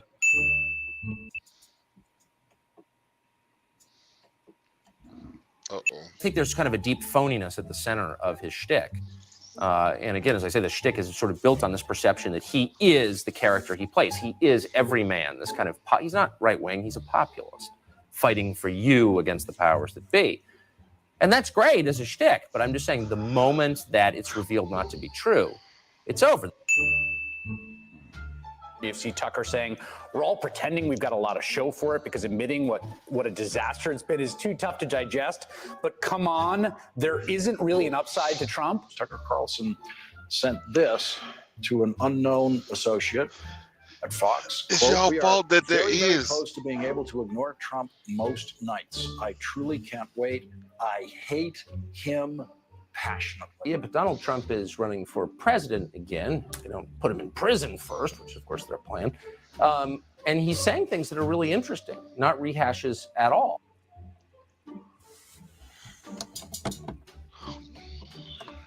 Yeah, kind of just showing how Say, bro. Tucker be owning himself sometimes. Say, bro, I'm gonna say this, bro. Anybody in the Democratic Party that can't stand Trump and are mad at the fact that he actually has a chance, he has more upside. From the people, the people see him having more upside than what is existing already. That's your fault. Like, I mean, you haven't done anything. I think better. I don't think he needs to be president again, but we got two choices: him or the Florida governor, or the Texas governor. No. DeSantis is the one that Abbott is a brown noser and an idiot.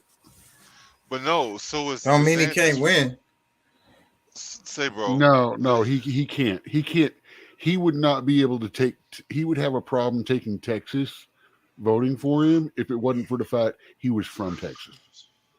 You know who I like? I like Sinema. If Sinema was to jump and run as a Republican, I think she could take the show. Man, and then you got what's her name? Who's on the Tucker Carlson show now? What's her name? She ran for president last time. What If the you hell is her can't name? remember her name, she can't make it now. Military. She's a big name. I'm just tired. She was in the military. The South Dakota governor. She's not a governor. She's not even a politician no more because she's just a pundit now. But she could totally jump back in. What the hell is her name? Come on, yo guys, you know what I'm talking about. She stands in for Tucker on Tucker's show now. That's what she does. What is her name? Is as much as I find him funny and shit like that, I don't actually watch his show. I only get clips. Damn it. What is her name?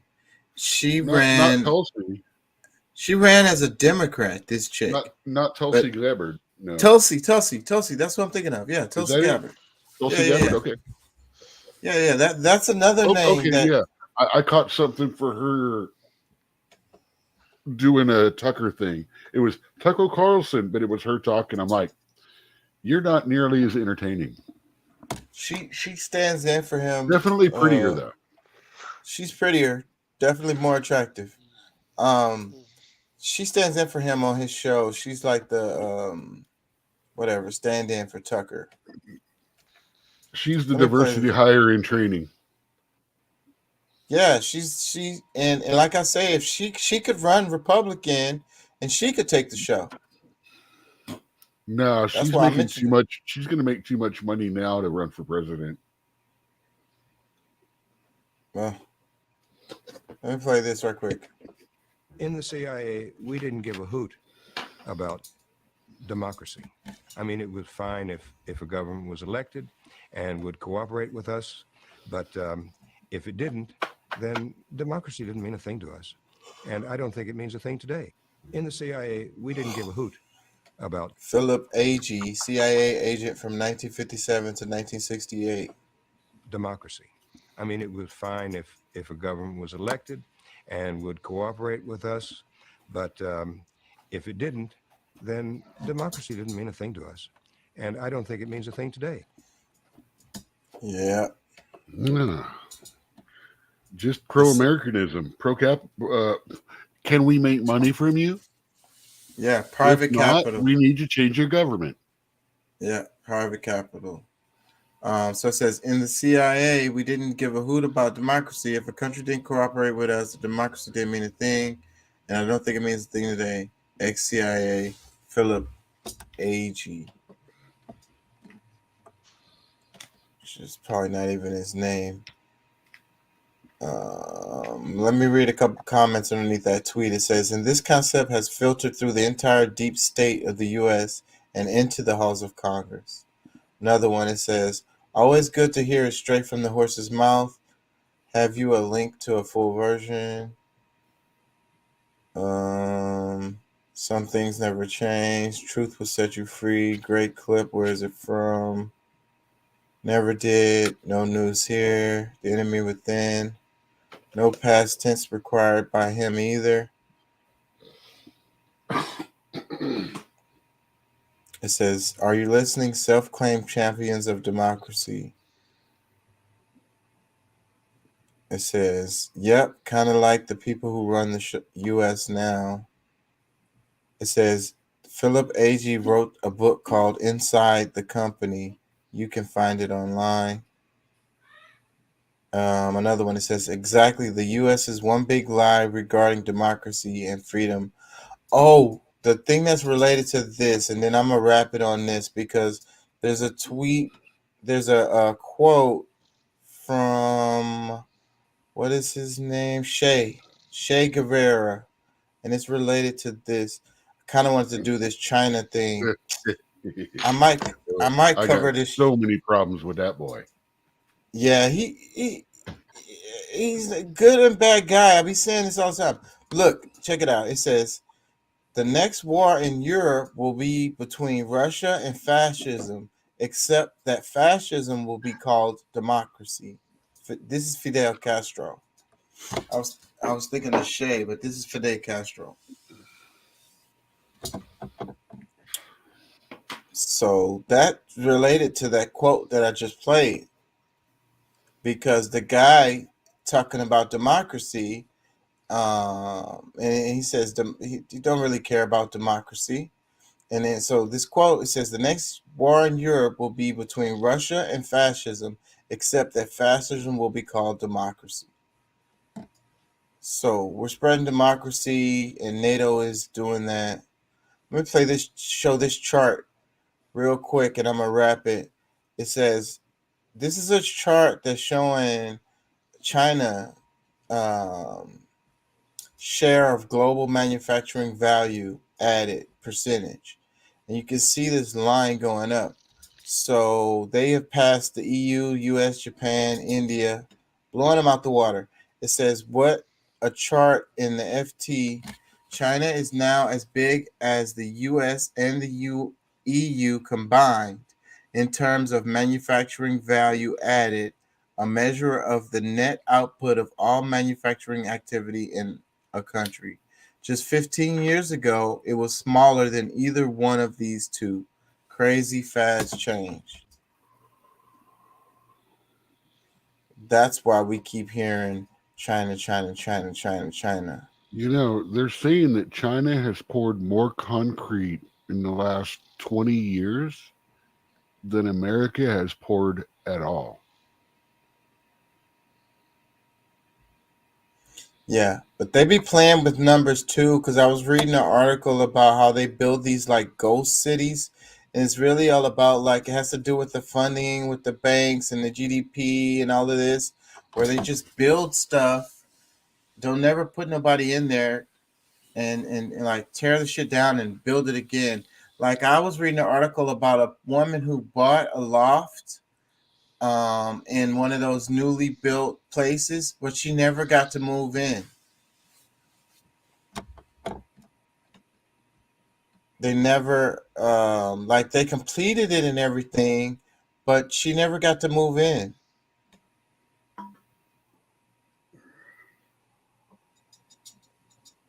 They probably have to give her money back. It's a bunch of scams when it comes to that stuff with those numbers. They could play with those GDP numbers. Anyways, y'all, I'm tired as hell. It's about to be 4 a.m. Y'all know time went ahead. Spring forward. We just lost an hour of sleep tonight. Yeah, but supposedly this one or the next one is the last one. They've been saying that since last year. Shit. Yeah. Well, see, I thought the last one was the last one, but someone told me this one is the last one. I don't know. I think they changed their mind. They like when they do the math and find out that the time change, as difficult as it is, actually saves energy. All these green people and stuff like that are going to be coming back to it. I think it was a bad idea from the jump, and it's still a bad idea today. No, from the jump, it was a great idea because it was about getting people fed, working the fields, doing the farms and stuff like that. I mean, you needed that extra hour of daylight and stuff like that to do what was needed for your families and all to get that going. But as industry has taken over, that time change has become more problematic. As corporations, instead of families with large amounts of children and stuff like that, have taken those farms over, you don't need those extra couple of hours of daylight before you send your kids off to school. People was working just fine before they ever came up with daylight saving time. The sun go down, we can't see no more. It's time to clock out. Like what actual time the clock says doesn't matter. Here's where you are going from today's mentality and not understanding why it was done in the first place. I don't understand. It was a help at the time. In the modern day, probably I would say since the 70s or 80s, it definitely was not really needed anymore. Yeah, they need to stop it. And I've read a research paper about how it causes stress. People are dying as a result of it because the shocks on their bodies. People have strokes and heart attacks related to the time change. It's true. Yeah, I know there are always isolated events and stuff like that, but that's not one of those, when you're talking about a few people and stuff like that, come on, man. It has stress on that's turning shit like that into FUD. It stresses out everybody. When you lose an hour of sleep, no, I'm not saying it doesn't, and I'm not saying, and I exactly just went through an entire walk of how it's not really needed anymore and stuff like that. Yeah, it's crazy. Like I said, you have to understand. You keep talking about no ancestors, get in touch with the ancestors and all that, but you don't want to look back and try to understand why this was done in the first place. Why it may be wrong now, why it might have been wrong then, but why were they thinking that it was right then? Yeah, I don't even Only remember. by understanding the past can we actually start making the future better. Oh, well, I agree with that. You have to understand why we came from there to here. Because some of that stuff is just screwed up. Yeah, I just don't remember. And came from screwed up mentality. And we need to go, okay, that's why we look at it and go, okay, today we look back on it and condemn it, but if we look at it from where they were coming from and where we are now, we can find a way to make it understandable or just say, yeah, we just need to fix that crap. Just leave it. Because I'll tell you, the next woman that gets mad at me for opening a door for her, I'm just going to look at and say, F you, B. Excuse me for being friggin' polite. Yeah. And said people like that make you not want to open the door for nobody else. But I always will. And I'm sorry, I still see myself as a 25 or 30-year-old guy until I look in the mirror and look at this damn shit right here. So when I see a 30 or 40-year-old woman, hell, a woman of any age, I want to open the door for her. I was raised that was polite. Now they're being raised that is misogynist. Yeah, it's crazy. It's like, come on. And why am I a bad guy for respecting you? It's crazy. That's what you want, isn't it? That's why you're all upset that men don't respect women anymore. And it's like, I'm opening a door for you. I can do that for myself. Yeah. Well, I'm holding back tears every day because of the insanity of the world that we living in. It's all crazy to me, and I feel lonely as hell, and I be on the edge of tears all the time behind stuff like what you're talking about right now. The edge of my tears, unfortunately, I've been a bartender for too long. All I have left is sarcasm and dad jokes. I mean, the edge of tears that I'm at about a lot of this is tears of hilarity. Well, I'm trying not to let you know how hard I am laughing at all of this shit. And as much as I rant and talk about how much I hate it, I also enjoy the entertainment it gives me. Well, the industry makes you hate people, I think, No, I love people. It's mankind. Well, excuse me. Yeah, you're right.